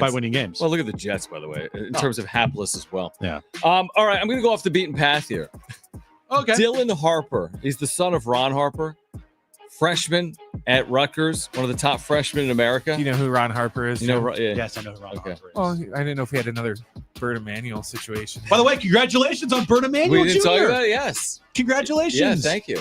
Guess you got to buy the jersey now. Jersey in the cart? Did I say I would love to?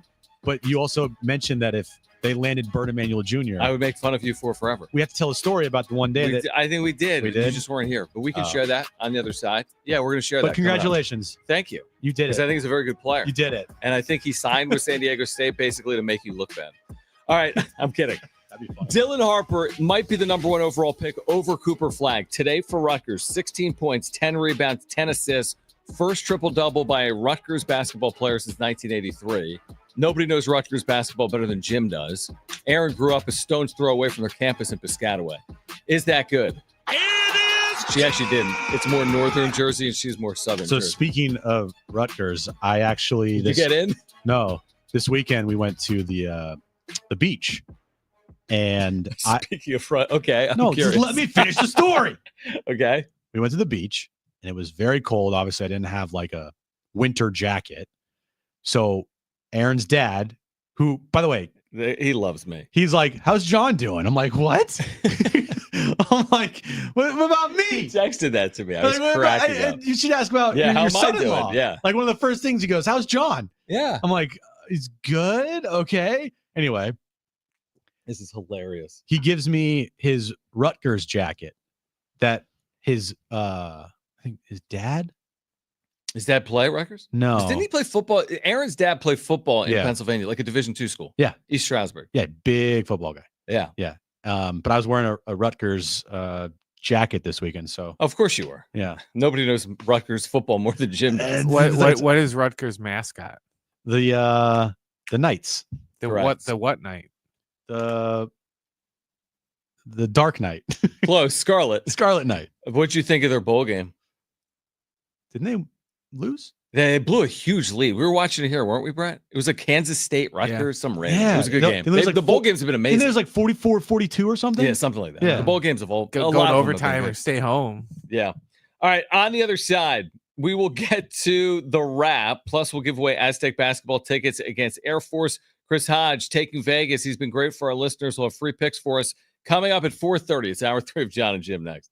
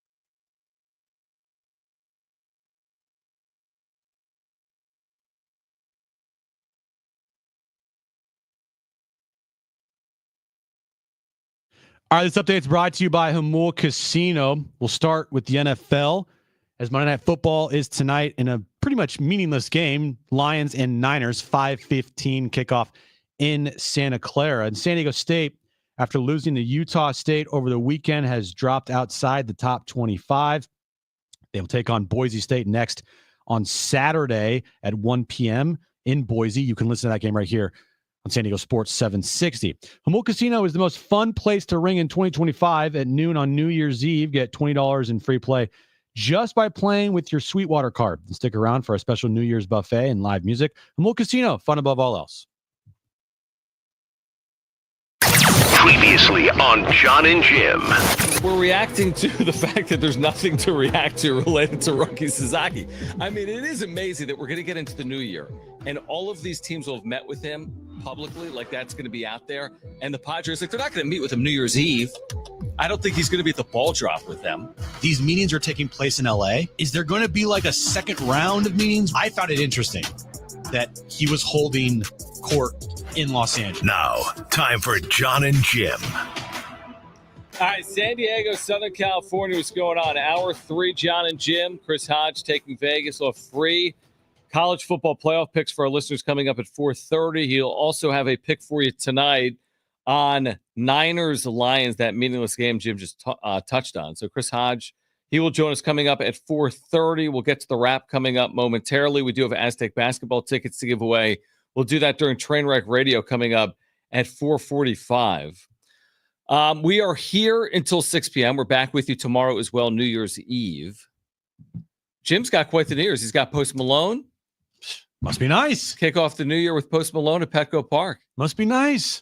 I will. Oh, wait, it is nice. It is very nice. It's really nice. It's actually a really good week. You got the college football playoff games. Oh, a lot happening, yeah. Right? I mean, the Rose Bowl, Ohio State, Oregon. I'm trying to think what else. I mean, the final week of the regular season in the NFL is coming up this weekend. Well, you got Notre Dame, Georgia. You got Ohio State, Oregon. You got Arizona State and Texas. And Boise then State, tomorrow, Penn State. Boise State and Penn State. And you got the final week of the NFL season. You got Lions, Vikings for the 1 seed Sunday night. And you got Dylan Harper going for a triple-double against Columbia today for Rutgers in basketball. You got San Diego State taking on Boise State on Saturday afternoon. Yep. But can any of that hold a candle to cooking a living Pop-Tart and getting mayonnaise dumped on your head? No, Probably not. So did you realize that the Pop-Tart that is chosen by the winning team to go into the toaster is essentially sacrificed? Yes. And is not then available for the next Pop-Tart Bowl? John, bro. Well, You're talking to a Pop-Tart expert here. The frosted strawberries ghost was hovering around. Oh, and then this year was Cinnabon or cinnamon roll? Cinnamon. Brown sugar and cinnamon. It was a cinnamon roll. So he's not going to be around next year? No, he's dead. He's gone. He's dead. His corpse will be hanging out with frosted strawberry. When did the Pop-Tarts Bowl become bigger than the Rose Bowl? It is, and I got lucky because this game happened while I was traveling on last Saturday. So you could watch it. And I watched it on the free entertainment on the plane. Mm-hmm. It was great. Was it Miami, Iowa State? Iowa State. Actually, a good game. The whole thing with like the Cam Ward situation. Wasn't he bashed for only playing the first half? Yeah, he was. He played long enough to break the record, and then he quit. But honestly, he didn't even need to play. So I credit him for. I didn't have to play. It's the Pop-Tarts Bowl. No, and people are like, "Well, look at Shedeur Sanders and Travis Hunter. You got your ass kicked by BYU." Like, stop. They did. Yeah. Like, it didn't matter. It probably shouldn't have played anyway because you just put out a piss poor effort. Mm-hmm. But yeah, the game was really good, and I thought that every little thing that the Pop-Tarts Bowl did, with the Pop-Tarts coming out in the wrappers and then ripping the wrappers off to reveal themselves, the corpse of the raspberry flavored or whatever flavor it was last year, Pop-Tart being on top of the stadium.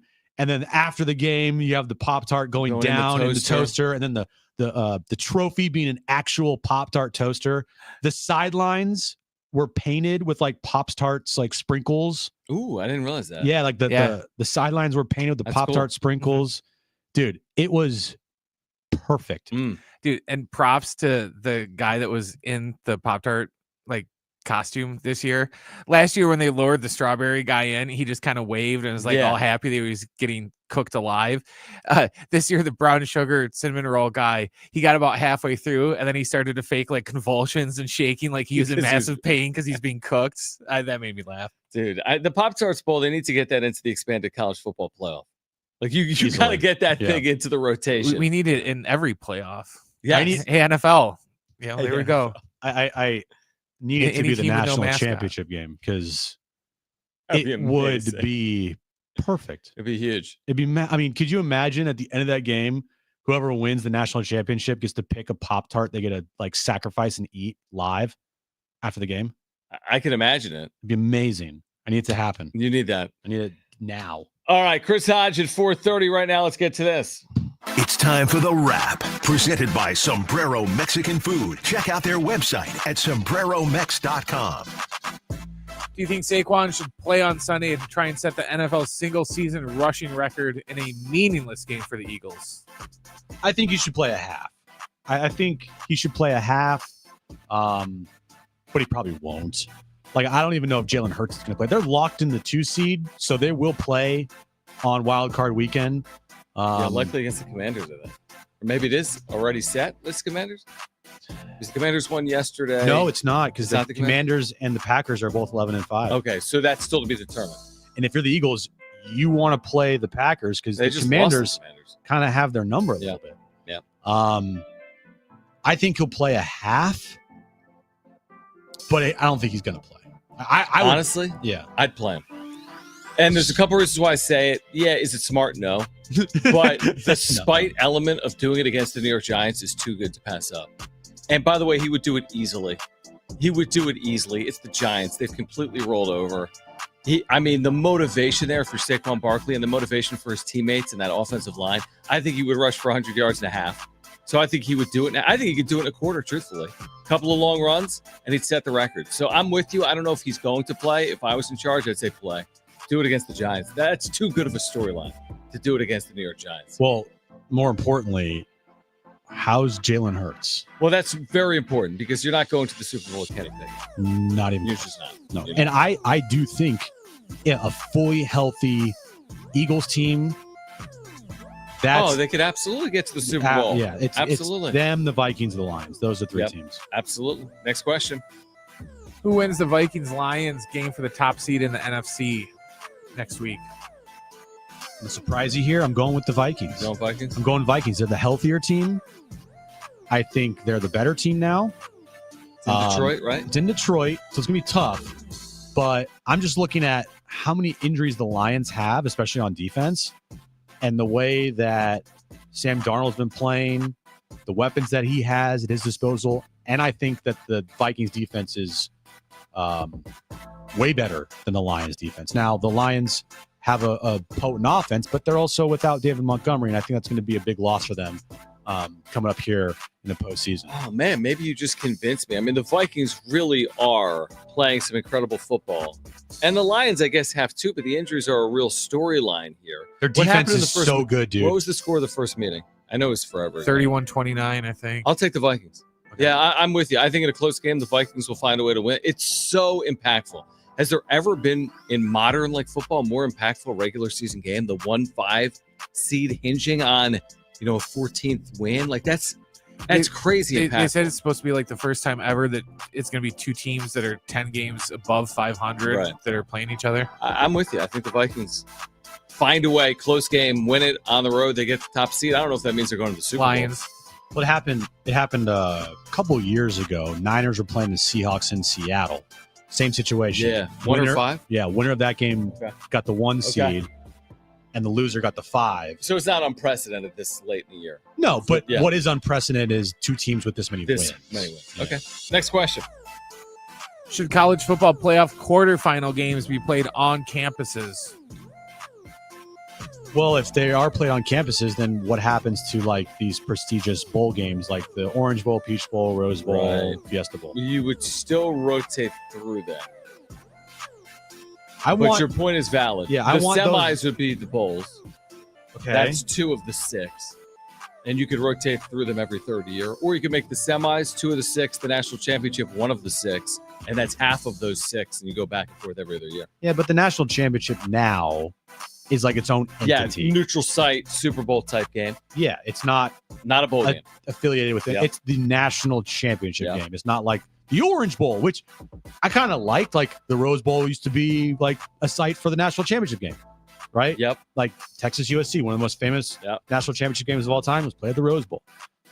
There's been national championships played at the Orange Bowl. Now it's different sites, but like the game itself, the name of it, right? The bowl. Well, I mean, now Sugar like, Bowl used to be. Well, it's like Hartman though. Back in the day, you could have a 12-0 team against a 7-5 team, and if the 12-0 team won, they would be the national champion. They weren't playing the number 2 team; they were just playing in a bowl game. They were slotted in. BYU won a national championship here in San Diego in the Holiday Bowl. I think what year was it? 1984. So, I mean, I like the on-campus games. I thought it was a really cool scene to see Notre Dame Stadium or Beaver Stadium or wherever these games were played last week. I like the on-campus scenes, but I also like bowl games, so I could be convinced either way. I like the on-campus thing just because the reason why we're talking about the stupid Pop-Tarts Bowl and the Mayo Bowl is because all the good prestigious bowl, figuratively speaking, all the good, classic bowls all got absorbed in the college football playoff. So if we let them absorb more bowls, then we're gonna have even lesser bowls with bigger gimmicks that we have to watch that aren't in the college football playoff. Next question. Is there any reason to watch tonight's Monday Night Football game between the Niners and Lions? Yeah, it is. I mean, the Lions are going to still play this thing out tonight. There's gambling with it as well. Fantasy. I think it's the fantasy football championship games this weekend. And I didn't make it because I'm saying that. It's not like you're watching the Browns and Titans. I mean, it's still there's a lot of good players out there. George Kittle, Debo, Brock, Jared Goff, Amon-Ra, Gibbs. Like, there's still a lot of good talent out there. It's not too awful like teams. Here's my answer. No. And that's why I'm watching Cincinnati, Kansas State right now on YouTube TV. Of course you are. Big 12 opener. All right, on the other side, we do have Chris Hodge from Taking Vegas joining us at 4:30. He is free college football and NFL picks for our listeners, plus Trainwreck Radio later this hour. A chance to win tickets to see the Aztecs take on Air Force next Wednesday at Viejas Arena. It's Jon and Jim.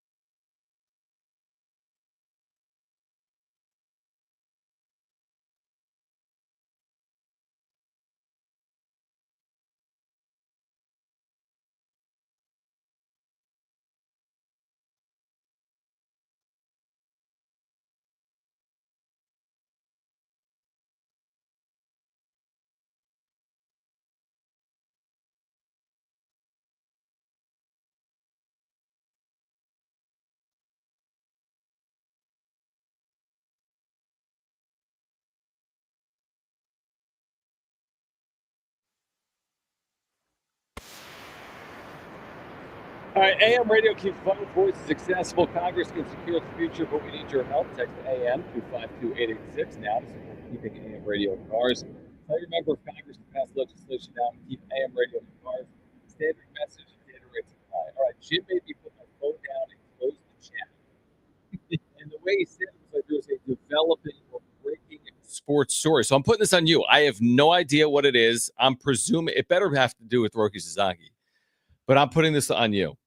So what did you say during the break? Like I said, I need Roki Sasaki meeting with the Padres news like I need water. I said that 5 minutes ago.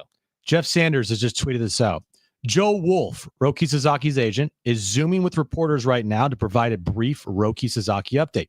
20 teams submitted information in Roki's review upon the start of the posting process. He's met with a set few teams in LA and is now back in Japan deciding the next steps. He followed that tweet up with this. The Padres, I'm told, are among the teams he's met with. All right, commercial free until 2026. Is that not good? Did I give it? Dude, are you serious? Did I give you good news or what? So Roki Sasaki has met with the Padres, which makes sense. I mean, Joel Wolf was quoted at the winter meeting saying Padres seemingly are fit. I'm paraphrasing. And we heard what Mike Schultz and AJ Preller had to say. So like there was not a world where they weren't going to meet with them. So he's back in Japan. I was wondering how long he was going to stay in LA. This also from the Zoom meeting. About 20 teams sent initial pitches to Sasaki. Only a few got in-person meetings, all under 2 hours at the Wasserman office in LA. Wolf says that it is possible that Roki will visit a couple cities before deciding decision between January 15th and January 23rd. Say that again. So I'm reacting to it in my brain. Wolf, Sasaki's agent, says that it's possible that Sasaki may visit a couple cities before deciding the decision. Likely that was to be your big thing. Yeah, likely will happen between January 15th and January 23rd. Actually, it will happen. Well, it will happen by then. Dude, the Padres, I'm told, are among the teams he's met with. This is a big story. This massive story. I mean, we knew it was going to happen, though. I always thought it was a formality. I would have been shocked if he didn't meet with the Padres. Also, I still would be shocked if it's not one of the final 2 or 3 teams, the Padres. Also, it's from Jesse Rogers right now. Roki Sasaki's agent, Joe Wolf, says his client is driving the ship and, quote, calling the shots in the decision-making process. Hope so. So, look, the only thing that I cared about is that Roki Sasaki and the Padres met or had some type of meeting. And right now, it is being confirmed by Jeff Sanders of the UT that Roki and the Padres have met. Now, it looks like, as I said to start the show, maybe there's like a Bachelor Rose, process where he eliminates some teams and then he goes on like on the Bachelor where they have like hometown dates. Like he might have hometown dates with a couple teams to go to their cities and check out their ballparks and check out the atmosphere and the environment and everything. I mean, how optimistic are we? If he's met with 7 teams, there were 6 other teams that were reported earlier today, including the Dodgers. Let's say the Padres are the 7th. Let's even say there's an 8th. Does that mean they have a 1-7, or do they have a better chance than that? Because 1-7, 1-8 is still not great odds. It's better than 1-30. I still don't have their chances of landing him change at all by this report. Like, so what are their chances? Will they ultimately be one of the last 2 teams standing? Not that means anything if you're not the last team standing, but like, what is it? Is it going to come down to the Padres and the Dodgers? Is that where we're heading right now? I've always thought it's a 2-horse race here. And yes, there could be like that, mystery team that pops up out of nowhere that nobody thought he could choose, like, the Giants or the Diamondbacks or something, right? But at the end of the day, with all the smoke around the Dodgers and the Padres, I'd be surprised if he goes anywhere else. I still think the Dodgers are the favorite. I do. It's just, there's just something about it. Like, they have Ohtani and Yamamoto, and they're, the biggest market, and they're Japan's team. The Dodgers are. And where's he going to win right away at, no matter what? It's LA. But what about Mr. I want to be in a mid-sized market? Now, I haven't heard that from his lips, but we have seen that reported. He doesn't necessarily want to be in the largest market. Well, maybe he views it like this. Yeah, LA's the largest market, but he's also going to be shielded by Ohtani and Yamamoto because those two players will be talked about more than him.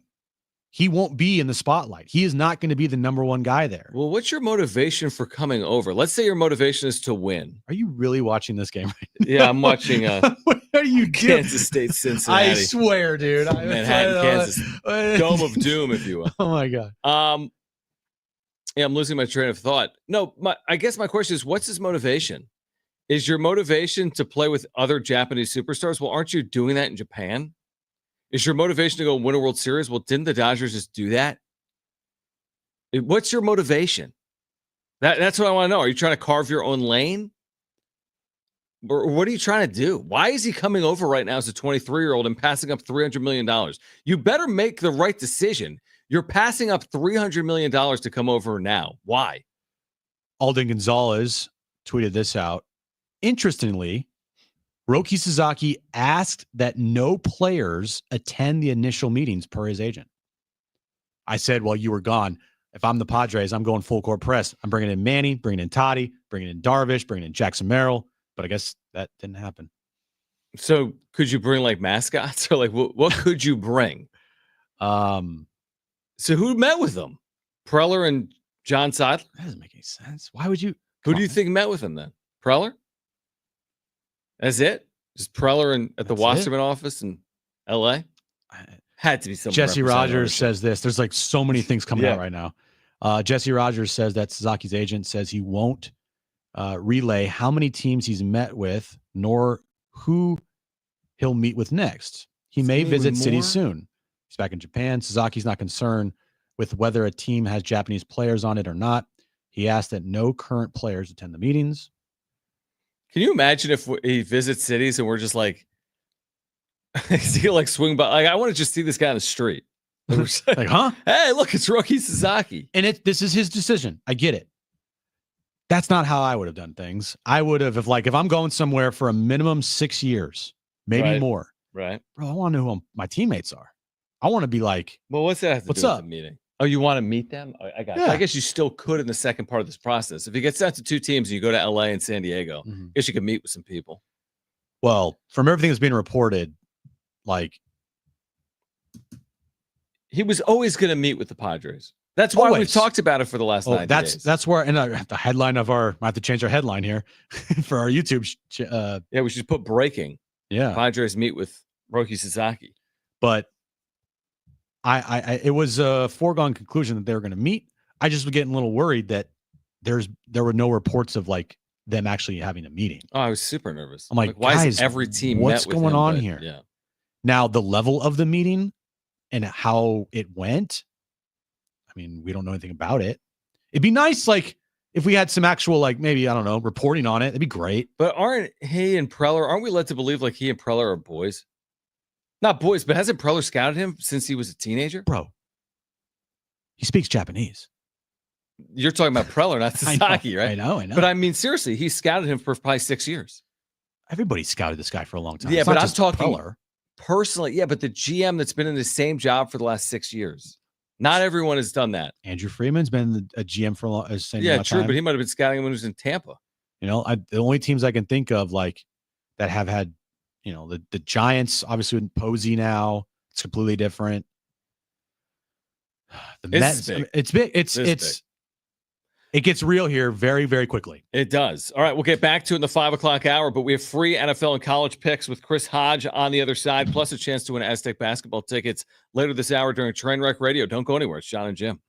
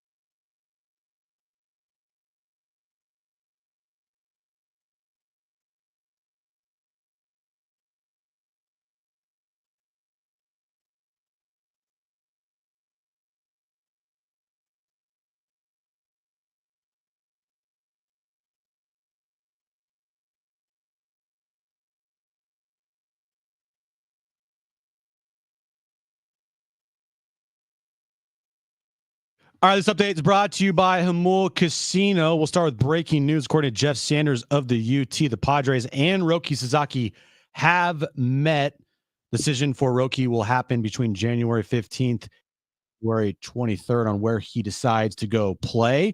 Monday Night Football tonight, Lions and Niners in Santa Clara, 5:15 kickoff there. This game really means nothing. Next week is the game that matters for the Lions as they take on the Vikings next week. Winner of that game will have the number 1 seed and a bye in the NFC. And San Diego State takes on Boise State this upcoming weekend, 1 p.m. tip time on Saturday afternoon. You can listen to that game right here on San Diego Sports 760.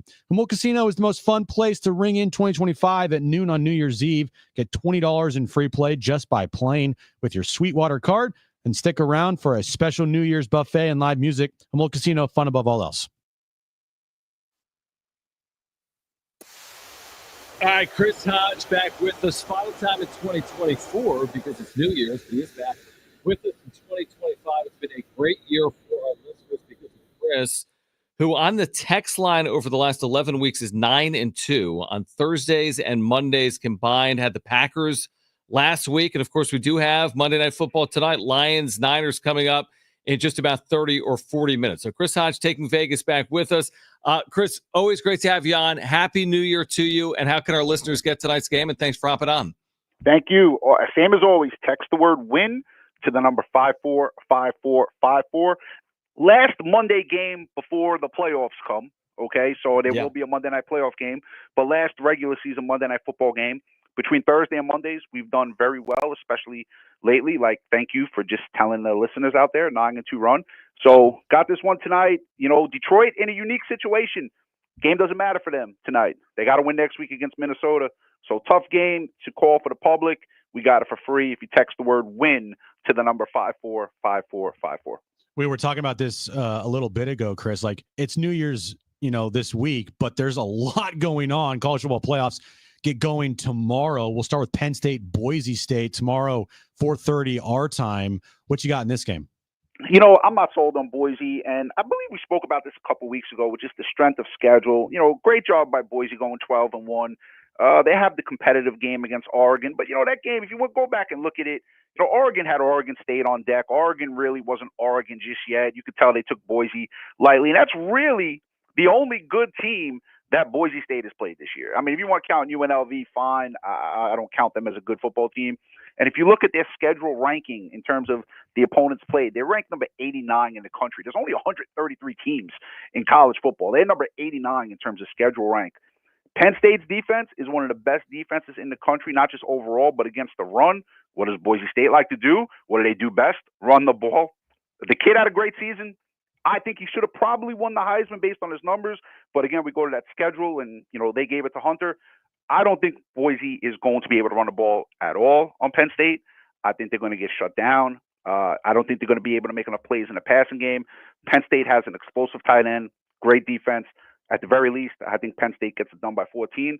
They're laying 11 in the game, so we'll go with Penn State in that one. By the way, I agree with you on Genty. It was my first year ever, Chris, is having a Heisman vote, and I voted for Ashton Genty, even though I thought Travis Hunter was going to win it, but I thought Genty was most deserving. All right, Chris Hodge is with us. If you want tonight's game, Lions-Niners is free for you right now on his text line. Just text the word WIN, W-I-N, to 545454. 9-2 for our listeners over the last 11 visits to the show. Just text WIN to 545454. Let's get to the New Year's Day college football playoff games.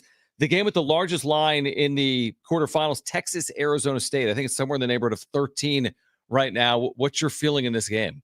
Another tricky game because really what's Arizona State done? What have they played? I know they're hot lately, but again, if you go look at the totality of who they played and how they performed against those teams, it's not really great, but they're hot lately.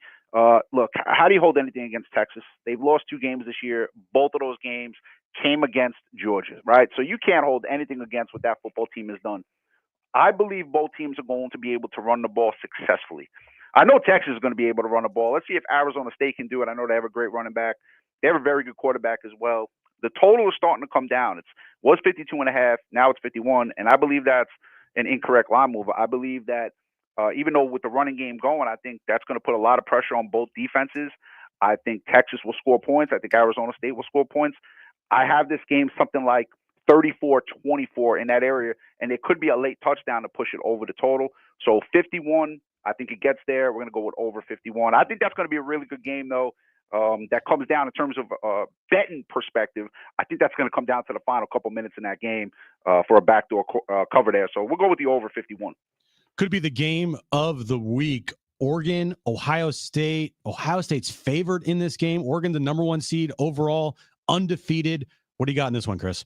Yeah, I mean, they really, if you look at what Ohio State did to Tennessee, that seemed to really skew a lot of people. I mean, I just said what Texas has done wrong. What's Oregon done wrong? They're undefeated. Okay, Ohio State lost to Michigan. So the fact that they're favored in this game, and they lost that game at home, the fact that they're favored in this game is kind of odd. But I'm looking at the total again, and I hate to be like a favorite overs guy because that's, very predictable, especially for people in my industry. But sometimes you have to go there. Oregon plays a lot of man coverage. That's their defense.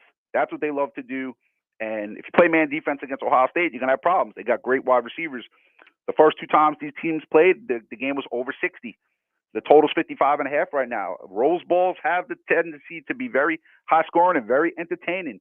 And I just think that both offenses are better than both defenses that they're facing. The skill players on Oregon's offense, the skill players, and the skill players on both defenses. So 55.5, I think this is a very entertaining game. Like you said, it's going to be the best game of the weekend or the season, holiday. So we'll go over 5.5. I think the game gets to the low 60s, and I think it's going to be a very entertaining game. It wouldn't shock me if either team won the side, but I think it's going to go over the total. All right, Chris Hodge is with us again. He's 9-2 the last 11 times he's joined the show with his free picks on his text line. All you have to do is text the word WIN, W-I-N, to 545454. You'll get the Chris San Francisco WIN to 545454. The final quarterfinal game in the expanded college football playoff, Georgia Notre Dame. I mean, it's just intriguing. Carson Beck's out. So what do we expect here between Georgia and the Irish? This is the toughest game. And the reason why is Georgia is much better than Notre Dame. Yep. They are just a better team. And if Beck was playing, you could really make a case that this might have been the easiest of the 4 games because, Notre Dame really didn't play anyone this year. I don't count Indiana because we were screaming about them 2 weeks ago that they didn't even belong in this thing. Team lost to Northern Illinois. They beat an Army and Navy who happen to be ranked teams, but okay. Georgia has played the 3rd best schedule in the country. So if their quarterback was playing, you'd be all over Georgia. And you have to be fair. Even people in my industry, the kid Gunnar Stockton came in. He did a nice job against Texas in the second half.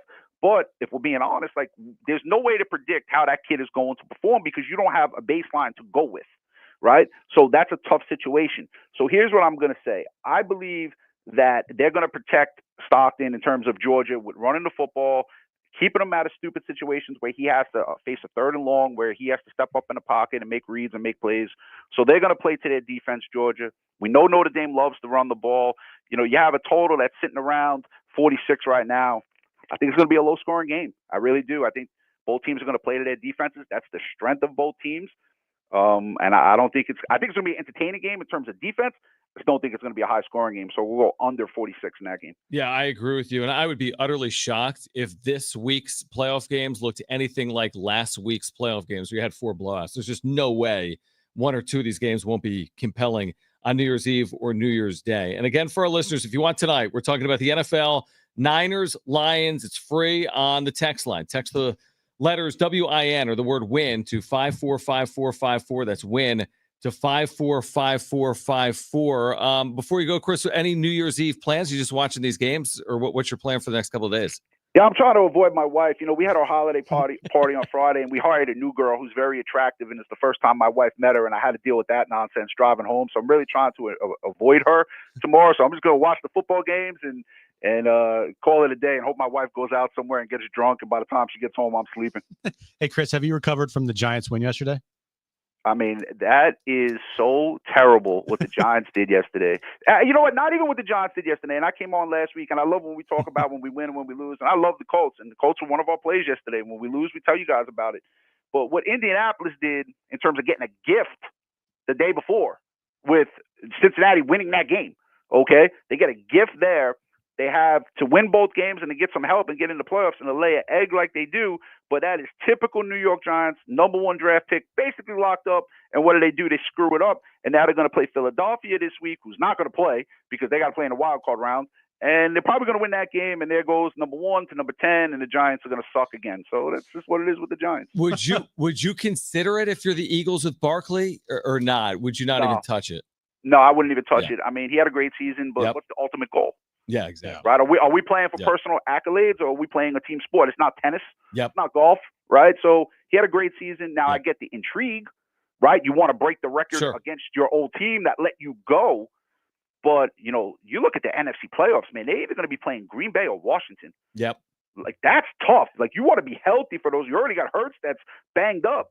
So I would basically sit everyone and let the Giants go win and screw up a draft pick, because that's what the Giants will do. All right, if you want it tonight, text the word WIN, W-I-N, to 545454, free Lions-Niners pick on the text line from Chris Hodge. Chris, Happy New Year. Let's do it again in 2025, and thanks as always for the picks for our listeners. Yes, sir. Let's win, and Happy New Year to all of you guys there, Brent as well, all the listeners. Happy, healthy, and let's win some money. We appreciate it, Chris. All right, we'll catch up again next week. All right, call right now. We're going to play Trivia Trainwreck Radio for Aztec basketball tickets for next Wednesday night against Air Force Academy at Viejas Arena. 2 free tickets. First 2 callers will be our contestants. Here's the number to call if you want 2 free tickets to see San Diego State and Air Force at Viejas Arena next Wednesday at 7:30. 877-767-4760. First 2 callers will be contestants. You need to call right now. We'll play Trivia. 877-767-4760. Then at 5 p.m., Roki Sasaki has met with the Padres. What's next? Stay with us on Jon and Jim.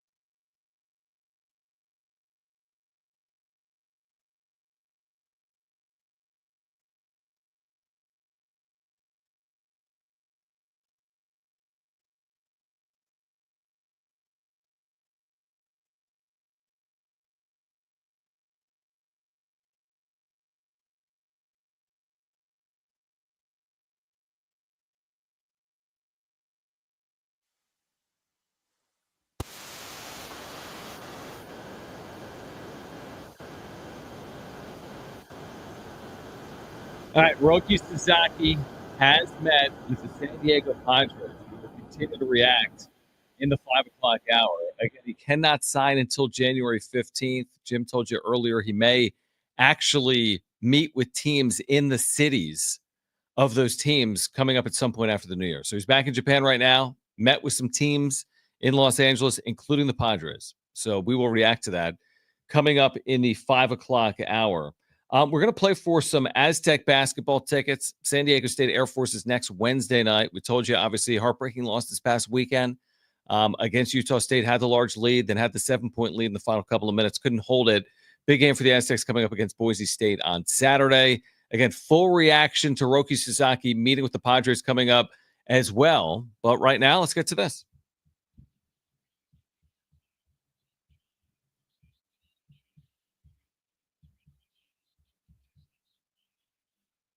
All right, 3 questions, 2 contestants, 1 lifeline. Today's 2 contestants, we have Terry and Dan. Terry, you called in first. You have your choice of Jon or Jim. Who do you want to go with? I'll go with Jim. All right, Terry and Jim. That means, Dan, you get Jon, okay? Excellent. All right. Brent, what's the question? All right, guys, believe it or not, tonight is the last Monday Night Football game of the year. What? Yep. Not really. How is it not really? No, it is. Wild card weekend. Well, but that's technically not Monday Night Football. Because it's on Monday night. What sport are they playing? Stop I'm being it. annoying. Yeah, you are. Finish the question. Say, why don't you break more equipment, Jon? Okay. Here's some matches. Do it.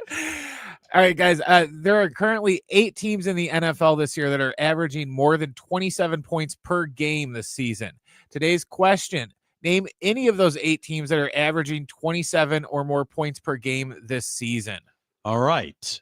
Dan, you are up first. What is your first guess? You do have a lifeline, which is Jon, if you want to use it. I'll go with Buffalo. The Buffalo Bills. The Bills. All right. Good start. Good guess. Terry, you're up next. Terry, what is your first guess? You do have a lifeline if you want to use it. Why'd you say that? Don't worry about it. Okay. Tampa Bay. Tampa Bay. Sneaky kind of good guess. Very good list. guess. Dan, back to you. What's your second guess? Do you have a lifeline if you want to use it? The surprising Detroit Lions. The Detroit Lions on the Wow. list. Terry, back to you. Second guess. You do have a lifeline. What do you got? Eagles. The Eagles on the list. Dan, back to you to go 3 for 3. Final guess. You have a lifeline if you want to use it. I'm going to go with the Chiefs. The Chiefs. I don't No. So where are we in the score? It's 2-2. Terry can win with a walk-off here. A walk-off. Terry, my guy, this is a layup. You do have a lifeline if you don't know it. What do you got? Let me use my lifeline. The Minnesota Vikings. That's it. That's a winner. You could choose that or choose something else. It's up to you. I don't think I'm sorry. I don't think it's the Vikings. Okay. Wow. Can we try Baltimore? Baltimore for the win. Wow. Unbelievable. Was Minnesota on the list? No, Jim would have made him a loser. Mr. Layup. Oh, Wow. I'm an idiot. I don't know football. Jeez. They're not on the list. No. Well, they are, but they're not in the top. What are they averaging this year? 26.4. Close. Very close. Oh, my goodness. Who's on this list? All right, number 1 is the Lions. They're averaging almost 33 a game. Wow. Then it's the Bills, the Ravens, Tampa Bay, Washington, Cincinnati, Philadelphia, Yeah. and then the Packers. I could have. Look at you, Mr. Layup. Clank. Well, side of the rim. Sorry, I got an assist there from Terry. Yeah, you did. Wow, Yeah. Terry, Way congratulations. to not listen to me, Terry. Good job. He was like, I don't think you're right. It's like you're an idiot. Boom. Mic drop. Who did he say for the win? Ravens. It's Ravens for the win. All right, congratulations, Terry. You're going to see San Diego State and Air Force next Wednesday at Viejas Arena. 7:30 is the tip time. Tickets are available, limited quantity at goaztecs.com. San Diego State Air Force a week from Wednesday, January 8th, back at Viejas Arena, a game you can hear right here on San Diego Sports 760. We have a few minutes here I just saw a really interesting tweet from Andrew Baggerly on Roki. Listen to this. So we heard the first part of this. Wolf said Sasaki is driving the ship in his free agency, but you know how he said that he requested no players attend? So Ohtani couldn't represent the Padres, or excuse me, Ohtani couldn't represent the Dodgers. That'd be weird if he represented the Padres. And Darvish couldn't represent the Padres. But he also said Sasaki gave each team a quote-unquote homework assignment on how they would help him reach his potential. What do you think that looks like? This is a good question. I don't know. Homework assignment. Can you imagine the second they got that assignment, they all huddle up? Like, yo, call Ruben. Call that Point Loma pitching center. Yeah. How are we going to help him reach his potential? Reach his potential. Team-wise or individually? I guess individually. I need Roki Sasaki to be a Padre more than I need air to breathe. Well, I need it so to does happen. The show, everything is riding on Roki Sasaki. Scary. Like, I know the Padres are putting a lot of effort into this. This freaking show has put every egg in its basket in Roki Sasaki. We've earned it, man. We've earned Roki. We've talked about Roki Sasaki more than anybody in this town. How about this? We need Roki. How about this, dude, from Bob Nightingale? Okay. So take it for what it's worth. Yeah, true. Joe Wolf on why Sasaki wants to come to Major League Baseball now. Okay. Sacrificing at least $200 million instead of waiting 2 years. This is a quote. He's a guy that wants to be great, not coming here just to be rich. He wants to be one of the greatest ever. Can't lose out on this dude. Nope. Cannot lose out on this dude. And it's scary because this is like high stakes, no limit stuff. Because you miss out. It's like a pick six. And then your rival gets him. Your plan C. Like plan B is, I don't even know what plan B would be, but you are now having to go to other lanes here to make your team better next year. And if making your team better means trading players, that's not making your team better. That's only making sure that you have rearranging shares. Money. Yeah. This is it. This is such a huge moment in the history of the San Diego Padres. If they land Roki Sasaki, we'll see. It could be franchise changing, or it could not be. But if you don't land him, that's going to be just a huge blow to this team, I feel like. And the fan base. Oh, huge blow. And us. Completely. I mean, it'll be demoralizing. Yeah. I mean, the way the year ended was demoralizing, right? 2024, you couldn't have had it end in a worse fashion. Yeah. Not possible. The second game 5 got over with, there's been nothing good with this team. Name one positive since that moment. There's nothing. There's nothing. Nothing. We need something. And this would be more than something. Arguably, this would be everything. You're right. I mean, is it franchise altering? That's in the future. Maybe. Depends on what happens. But if you told me right now that this guy year 1 is Paul Skeens, I mean, that's also a 1 in 10 or 20 year instance. Or if you tell me right now this guy has the same trajectory as Paul Skeens, the second he gets to the league, he's one of the best pitchers in baseball. Yeah, we'll sign. It's everything. Now, could it also take time? Yeah, it could. And could he come in here and not be ready right away? Absolutely. But I'll take that chance for him to come here, develop with the Padres, and then eventually over time turn into an ace and turn into a top flight starter. It doesn't have to be great day one. Doesn't have to be. Yeah. You got to give it a little time, but you're right. I mean, if he turns into a future ace, then it's huge win. Huge win. All right. The latest, the Padres have met with Roki Sasaki. What comes next? We'll kick off hour 4 of Jon and Jim. We're here until 6 p.m. Don't go anywhere.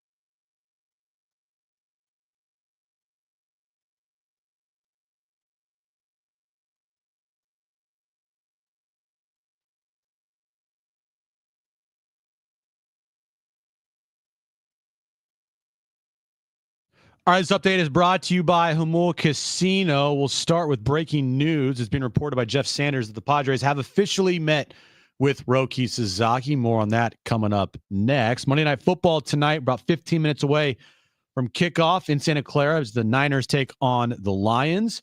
And San Diego State, coming off their heartbreaking loss to Utah State, fell out of the top 25 today. Next up, they'll take on Boise State Saturday, 1 p.m. in Boise. You can listen to that right here on San Diego Sports 760.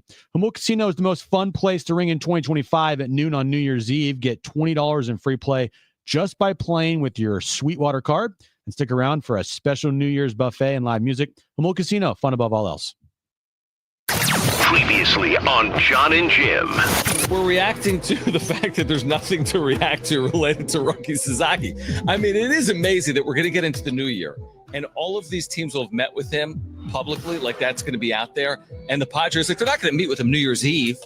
I don't think he's going to be at the ball drop with them. These meetings are taking place in LA. Is there going to be like a second round of meetings? I found it interesting that he was holding court in Los Angeles. Now, time for Jon and Jim.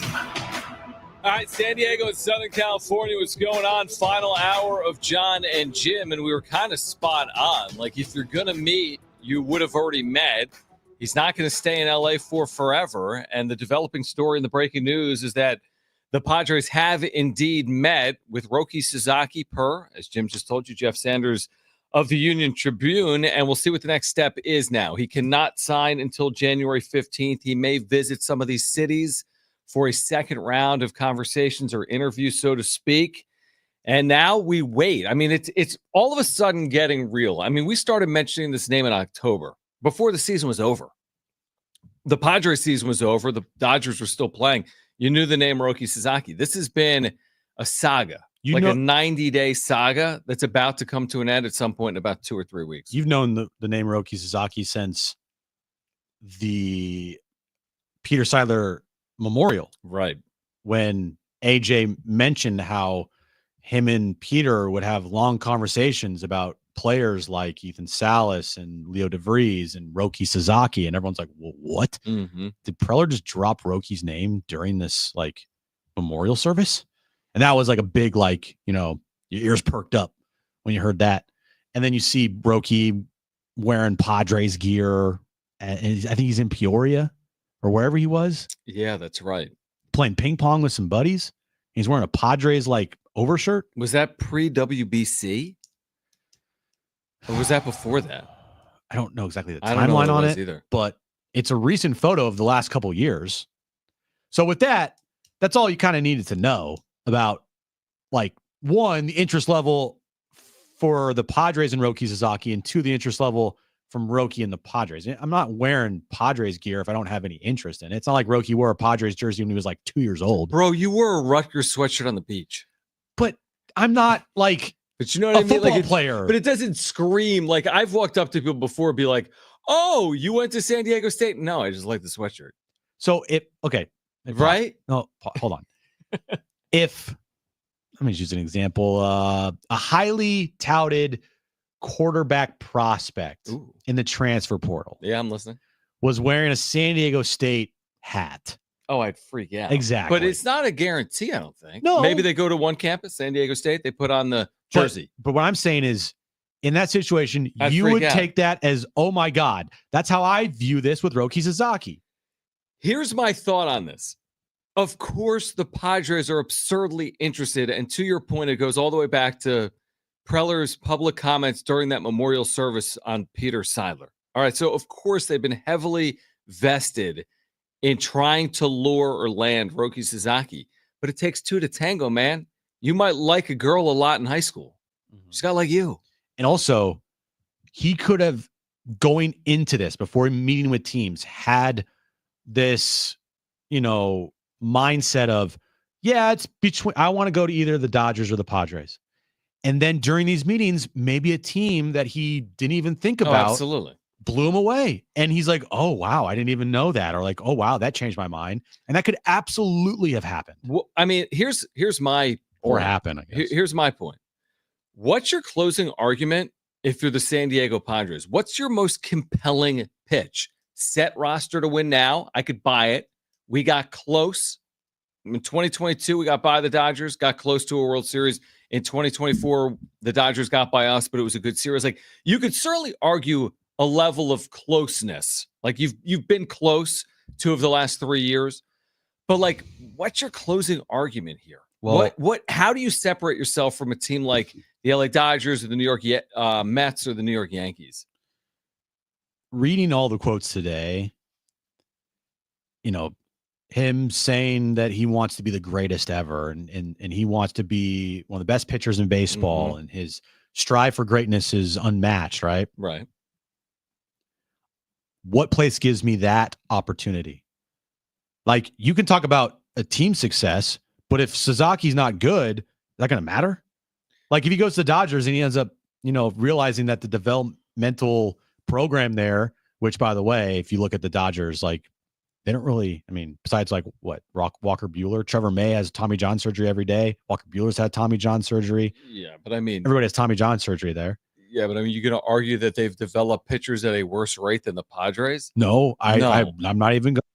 I'm just saying, success first.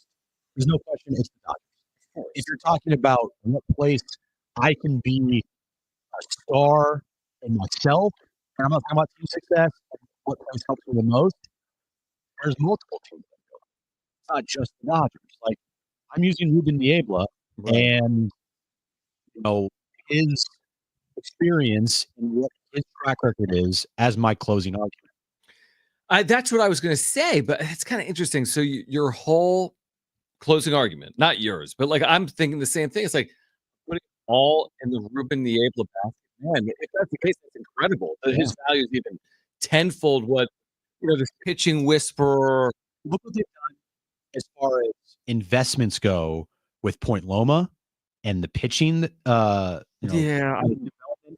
have, but they're not the only team. They aren't, and I get that. And Ruben Niebla has been a very good coach. That's my point. Is Ruben Niebla the best developer of young talent in baseball? Maybe he is. It's what you got. So you're going to have to. He's very good. So you're going to have to use what you got. He's very good. You don't have anything else. What am I selling? Am I selling we're close to winning and we need you? Am I selling mid-sized market? Am I selling it's a great pitcher's ballpark? Am I selling Niebla? I guess I'm selling all of it. I'm selling that here in San Diego, we have Ruben Niebla, the pitching program that he has, what his track record is, what we have going in the future as far as development goes.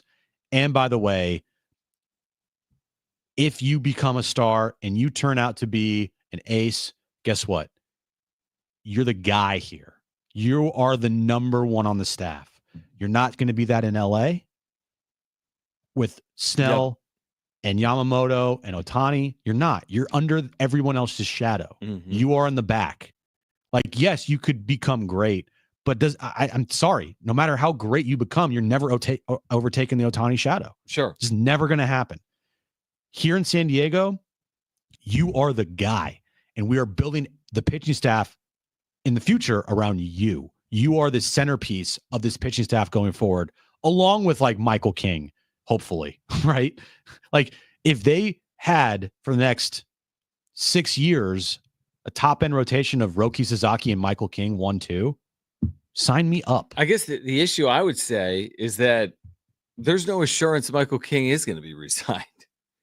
There's no assurance that Dylan Cease is going to be here in 2025. There's no assurance that Yu Darvish is going to be here beyond 2025. I know. You know what I mean? Like, I there's some question marks there. That's my one issue right now, and I think it's a fair one. Like, from the outside looking in, my issue with the Padres is like, you've been committed to winning. To your point on John Seidler, will you remain committed to winning like you were earlier this decade or not?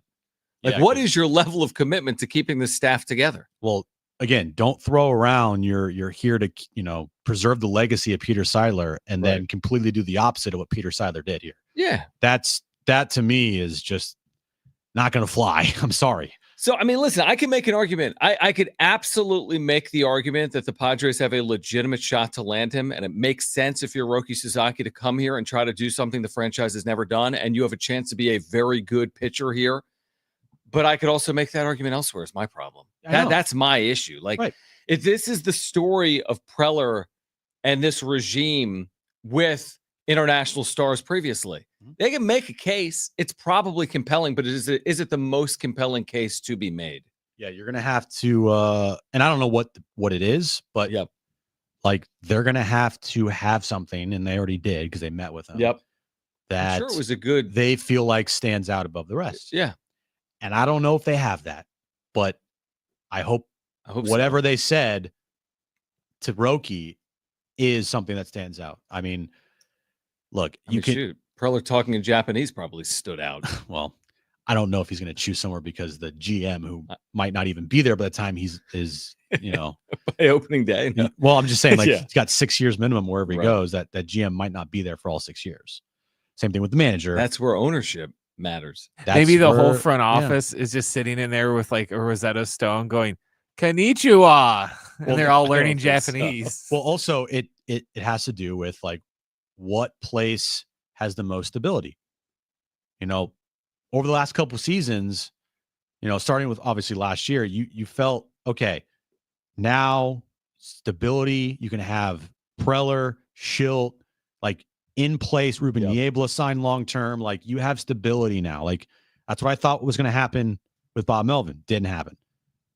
Hopefully, it's going to happen here with Schilt, where it's like, okay, Schilt, Preller, Niebla. Those are your three guys. They're going to be here for the long haul. They ain't going anywhere. So you don't have to worry about a revolving door with managers and GMs and pitching coaches. Like they're all going to be here for you throughout the time that you are going to be here, which is minimum 6 years. Here's the truth. All these teams can make good arguments. All of them. Yeah. Yankees, Mets, of course. Dodgers, of course. Maybe. I think the Giants could at least make a decent argument based on the last, 10 years that they're in it. The Rangers, based on what they've done the last couple of years, the new ballpark, the investments, the World Series. I mean, all these teams can make a legitimate argument, including the Padres. I do include the Padres in there. I don't know. I'm a little cautious right now. Like, you know what I mean? Like I'm dipping my toe in the water. We're already all in on Sasaki, and we're all going to be disappointed if they don't land him. And I think they've got a shot, but how good of a shot is it? So what's plan B? Yeah, and I don't like plan B. I don't like, well, we'll move Dylan Cease. What are you talking about? You didn't get Sasaki, so you're going to move Dylan Cease? If anything, if you don't get Sasaki, you double down on this rotation. I mean, that's a big concern to me. You don't land Roki Sasaki and you move Dylan Cease. That makes no sense to me. Because, they still have other needs that that's very also important. A problem. Left field, catcher, back of the rotation. Mm-hmm. I feel like the second that Sasaki signs with whatever team, then you're going to see a flurry of moves from the Padres. What moves are there? I mean, I guess trades. You can always make a trade. We didn't expect Dylan Cease or Luis Ariz in real time. Well, you could look at it like this. All right, they land Roki Sasaki. I would not like it, but in order to make other moves, they trade Dylan Cease. Mm-hmm. They get a good package back for Dylan Cease. Then they end up signing Jurickson Profar. They make another trade, and now you've made 3 moves that have really helped your team next year. You could argue because trading Dylan Cease, you just traded away a top 5 Cy Young guy. Like, okay. But you got Roki for the long haul. You traded Dylan Cease for a really good package back, a couple major league players in there, and then you re-signed Jurickson Profar. That, I think, is like close to maybe what the plan A is. And if not, if it is keeping Dylan Cease, then I think then you just maybe have, instead of trading Dylan Cease, you trade Robert Suarez or you trade Luis Ariz. But I do think once the flurry of moves come, it will involve either Robert Suarez, Dylan Cease, or Luis Ariz. Man, there will be some serious second guessing. Like if he doesn't end up here, I'll be second guessing like how much of it has to do with the stability of ownership right now. Would you put blame on AJ for not landing Sasaki if that were to happen? No, I think I put it more on ownership. Just because it's not about money. But because it's not about money, ownership really doesn't. But it does because it's about what are you going to do with your organization to prove to me that you're committed to win? Because look at what happened with Ohtani in Anaheim. Well, they have, to them, stabilized ownership, keeping it in the side of their name with his brother, John. So there you go. And then you have stability with Preller under a longer term contract. You have Schilt, who just signed a long term contract, and Ruben Niebla, who just signed another contract as well. So you have stability there. I don't think it has to do with that. I think it has to do with like commitment. No, what the Padres can offer Roki that other teams can't. Right. And we'll talk about that on the other side, which goes back to my point. Do they have something to offer that goes above and beyond these teams they're competing with to land his services? We're here until 6 p.m. Roki Sasaki reportedly has met with the San Diego Padres. We're talking about what comes next here on Jon and Jim.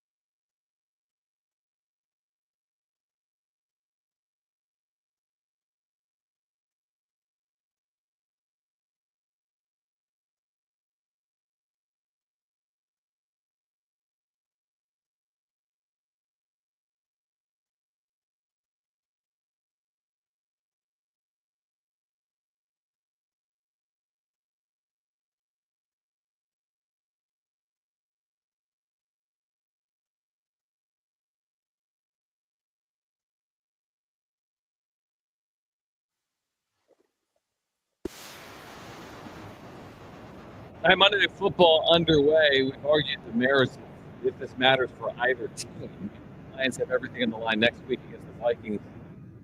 Or no, excuse me. Yeah, the Lions have everything on the line next week against the Vikings. And the Niners, we don't really know what they're playing for other than potentially lose some games to have an easier schedule next year and a better draft as well. game is underway. Niners driving in Northern California against the Lions. Rematch of last year's NFC Championship. Yeah, not really a Not gonna be rematch. this year. Not many players on the team. We'll keep you updated. Lions Niners underway in Northern California. We learned from Jeff Sanders within the hour that Roki Sasaki and his representation has met with the San Diego Padres at some point during this courting process in Los Angeles. He's now back in Japan. He can sign as soon as January 15th and no later than January 23rd. By the way, the Padres are one of at least 7 teams, right? Is there anyone else that we learned today?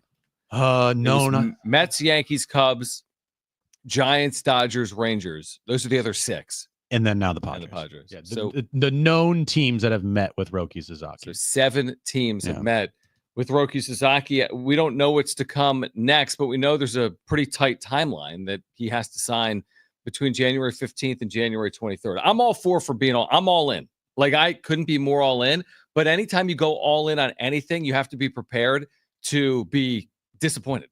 Mm-hmm. I mean, that's the problem with it. You go all in on anything in life, your job, your career, your relationship, your favorite team, you have to be prepared for disappointment. Like, if they don't land Roki, I don't want them to all of a sudden be like, oh, yeah, we're going to trade Dylan Cease now to get a bunch back.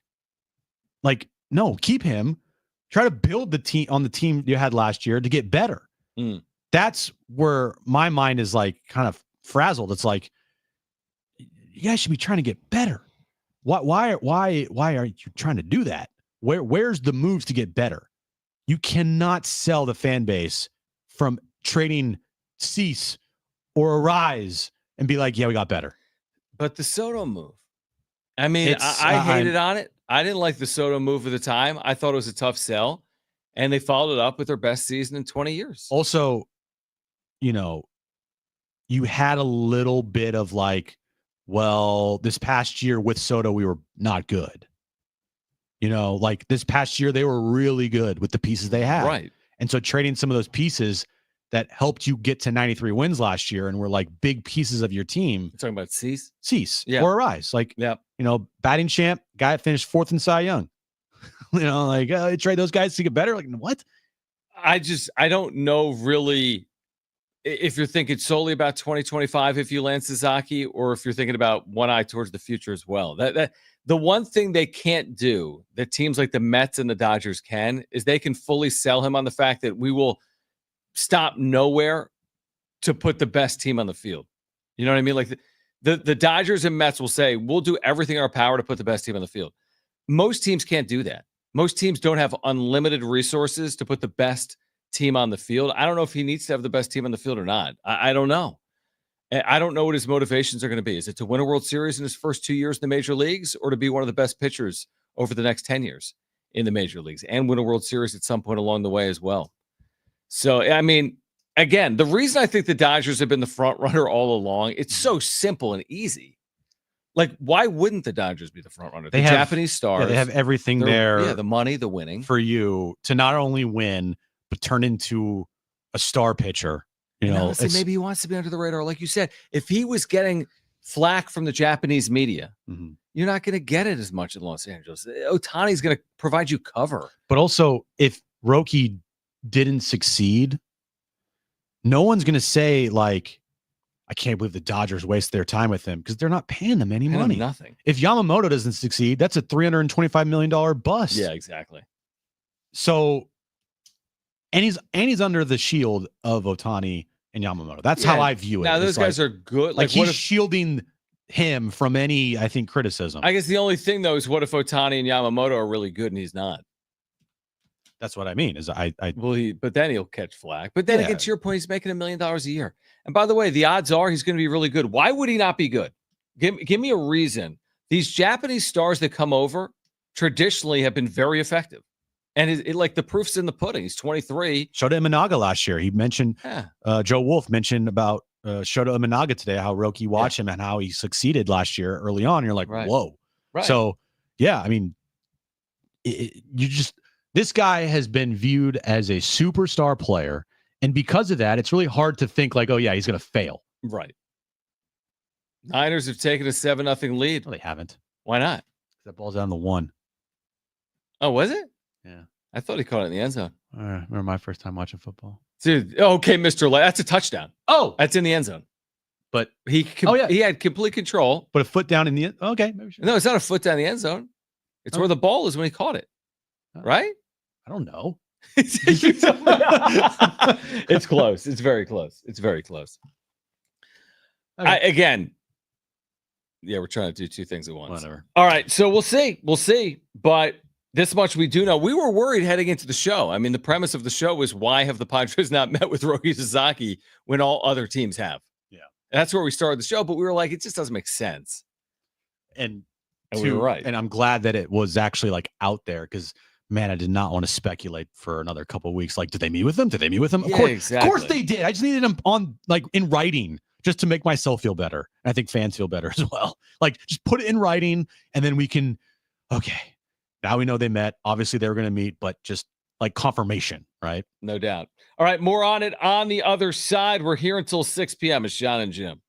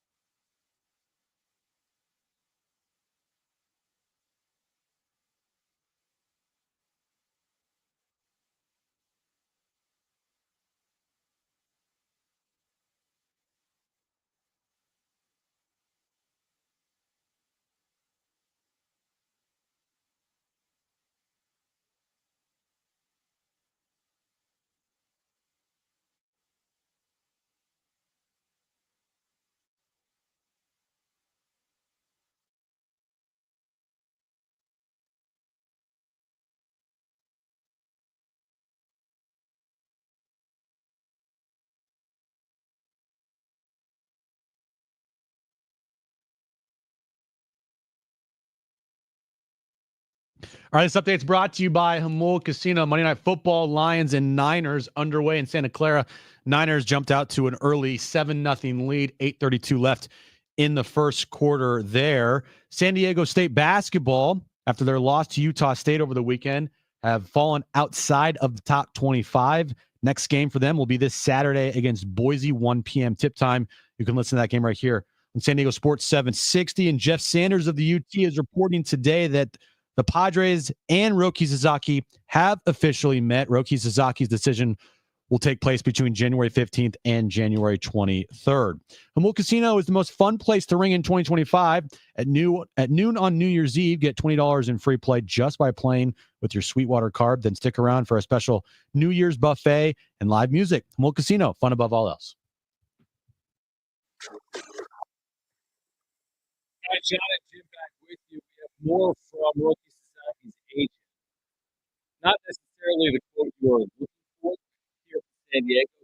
Let's believe the winter meetings that he might prefer a mid-sized market, so to speak. But Joe Wolf followed that up today with the media by saying market size is not a factor in Sasaki's decision. Well, that's great. Again, he offered an opinion at the winter meeting saying he may prefer going to a smaller market, but that basically has been debunked by Wolf today, saying that market size will not be a factor in his decision. Look at the teams he's meeting with. They're all big markets. Yeah. Other than San Diego, right? Yeah. So that was in the that's a just yeah. Okay. Well, anybody out there that thought and was clinging to that, like, oh, the Dodgers are in the biggest market. Yep. That plays perfectly for the Padres. Yeah, small market, Yankees, Mets. Right. Like, this is great for us small market Padres. Yeah, that's not going to be a factor. I was kind of holding that in my back pocket. Like, maybe that's the thing they do have, that they're not Los Angeles. People live in San Diego because it's not Los Angeles. You know what I mean? Right. People. It always sucks. It's just, it's like, what do you prefer? I mean, what lifestyle are you looking for? Now, that's not all athletes. I get it. Athletes might prefer, athletes might prefer LA over San Diego or vice versa. Or maybe the money matters. But if you're rich, it's great in LA, but LA overall is awful. We were kind of sold this bill of goods that he had some run-in with the Japanese media, and that had to do with, because of that experience, he wouldn't want to have the same critiquing going on in like New York every day on the back page of the New York Post. Well, he was criticized for jumping ship to Major League Baseball too early. Like if he waited a couple more years, he had an opportunity to make Yoshinobu Yamamoto type money. But wasn't he also criticized for usage? As in, like, they were cautious with him, right. and because is he of saving that, himself because he wants to go for the majors, right? And because of that, people criticize him because he didn't, I guess, quote unquote, go all out for his team in Japan. And because of that, they're like, you're saving yourself for the bigs, and because of that, we're going to criticize you for that. I mean, my one question mark with him that I do think is legitimate is he's thrown no innings for a starter. And that's part of it. He's thrown no innings. He has pitched already 4 complete years professionally, and he's thrown 400 innings. And he's been a starter. So he's averaging about 100 innings per year in Japan. I mean, the expectation here is going to be a lot more than that. Maybe not day one. But again, to be this, I want to be remembered as the greatest ever. Like, you're not going to be pitching every 6th or 7th day your entire career and throwing 100 innings per season. You have to get up to 175, 200 at some point. So I do feel like that's a fair criticism, that we don't know what type of workload he can handle, but he's also only 23 years of age. So hopefully he kind of grows into that workload. Yeah, and that's why he might be a project early on, and it might not be like a Paul Skeens type of year one, but it could be still, Yoshinobu Yamamoto type season where through 100 innings, was healthy at the end of the year and helped the Dodgers in the postseason win a World Series. Like, maybe that's kind of what you get from Roki this year. Now, you'd have to make the postseason for it to really matter, and so, but still, it's going to be a project. But I'd much rather have this be a project than anyone else, because this project could turn into like absolute gold for you. I kind of agree with Steven in our chat right now on YouTube. You can search for Jon and Jim 760. He says, here's my honest opinion. The Padres shouldn't be waiting for Sasaki to make moves. They have to stop waiting. They have holes on this team, and every day that passes, less players are available. I mean, that goes back to our point from earlier this hour. Like, even if you have a a decent shot to land him. Don't the other 6 or 7 teams have a decent shot? You're going to wait all the way through this process for a 1-6 or 1-7 or 1-8 shot to make moves that are going to impact you. Yeah, we're not saying go sign a starting pitcher if you want to wait on Sasaki, but what about your left field hole? Like, you're going to wait on that like they did last year with Profar, and that have worked out beautifully. That's why it's I suspect whenever Roki makes a decision, you're going to see a flurry of moves from the Padres. And they're still, I mean, I don't envision them going anywhere near any top free agents remaining, like pitching wise, like Jack Flaherty and, Anthony Santander, Pete Alonso. So you're saying there's still that mid-tier, low-tier free agent that's out there? The only free agent that I see right now, the Padres resigning, is Jurickson Profar. Right, and that's not going to come cheap. So maybe they are. I mean, here's the other thing with Profar. He has not always played his hands properly. He waits until the last moment to sign. If Jurickson Profar is coming off this great year and wants to get 3 years and $15 million per year or more, when's he going to get it? We're through the winter meetings. Yep. I mean, he wouldn't be the first player to sign. It's getting a little late in the process for a guy that had a year like he had. So I'd be a little worried if I was Profar, and maybe the price does come down. Maybe Preller's smart in this. You wait these out, price comes down, you get what you wanted all along, and you get it for pennies on the dollar. Yeah, and in the chat, like, Roki's not a solution for 2025. Who is saying that Roki is the solution for 2025? He's the solution for like the next 6 years. He's a part of what makes your team better in 2025. But the whole goal of landing Roki is like he develops into an ace, potential Cy Young Award winner, that type of player. Now, there's a bigger conversation to have, but going down the line and why I was critical of the Padres' new ownership and John Seidler and their messaging compared to their actions is that if the Padres did land Roki and he does turn out to be a stud, well, then what's your plan to keep him here long term? Because there's no way in hell a fan's going to be happy to see him for just 6 years and he leaves in free agency. I mean, I agree with you on that, but I said the same thing with Merrill, and everyone's like, slow down, relax. He's a rookie. There's so much time. I'm like, well, yes and no. Yes and no. All of these players are immediately starting a clock. It's all we talk about in the sport. It's like, so you get a year into the process, and if you're not in the business of trying to extend these players out, all of a sudden the price goes way up. You want the price to go up. You want Jackson Merrill to be good. So therefore you want to extend him if that's a possibility. You make a good point on Roki Sasaki. I don't even know what the rules are with that, by the way. If a player signs from overseas to that 6-year initial deal, can they even be extended out? And at what point can they be extended out? A couple of years in? Yeah, it must be. You can't do it right away because that would be skirting the system, because he's only able to get like this 6-year, $6 million deal. Does that mean they can extend him out immediately and say, hey, we'll give you $40 million a year if you sign? No, you can't. Yeah, there's no way you can do that. No, you can't do that. I don't know the exact rules on it, but they did try to extend Ohtani before he was a free agent, didn't they? Anaheim, were they able to extend him when he was still under contract? I have no idea. I thought they tried to. I forget that last year. I don't remember. Point being, what's the point being?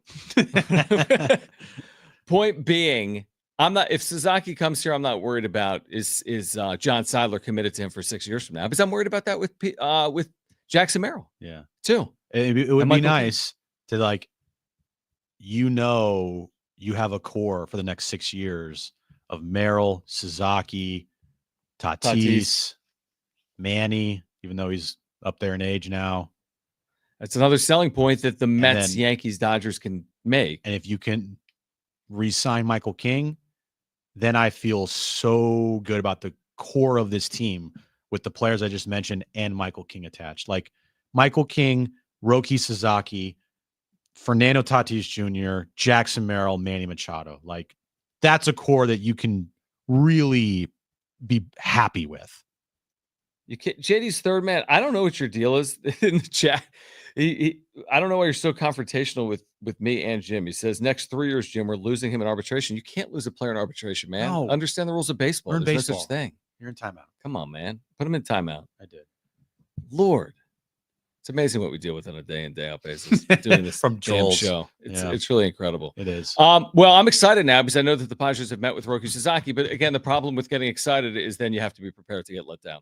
And that's honestly, I am prepared for that too. Because I can't say that it felt like that whole mid-market argument and something about Preller and the relationship and him wearing a Padres shirt. Man, it's just going to all come together nicely. Maybe it does.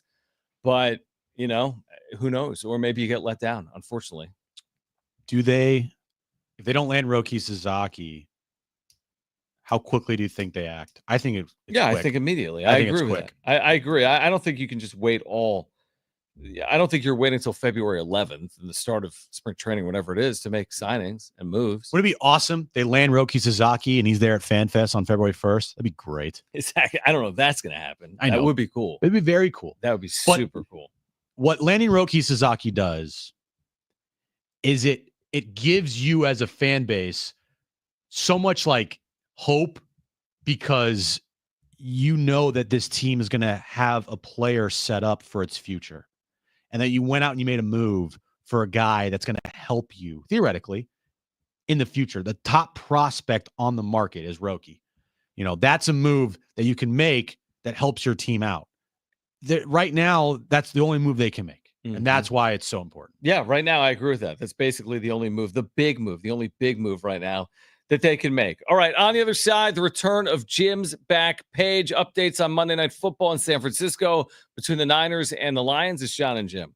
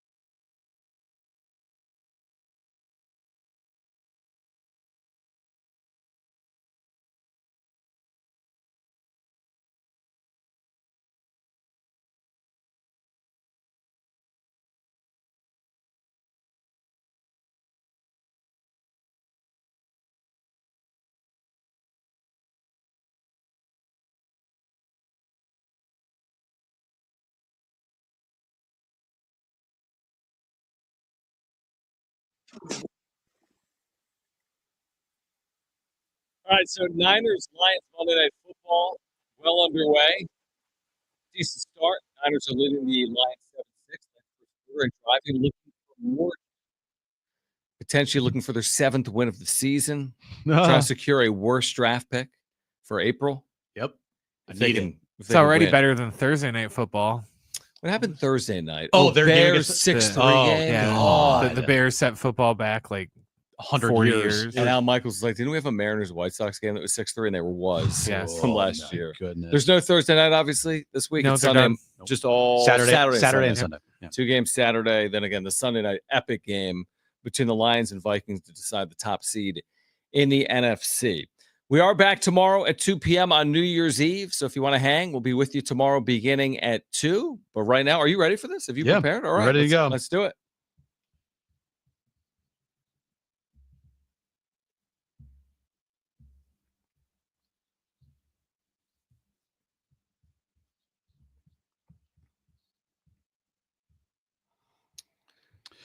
All right. So here are the top 5 most profitable food brands in 2024. Interesting. All right. Profitable. Okay. Yeah. Number 5, Wendy's, coming in at $12.5 billion. Are these all fast food? No. Okay. Wendy's is number 5. $12 billion in profit selling chicken nuggets? Yeah. It's all those new Frosties. No, That's Wendy's amazing. Wendy's is burgers too. I know, it's still amazing. Yeah. Taco Bell, number 4, $13.2 billion. Profit? Yep. Yes, John, profit. Because that's different than revenue.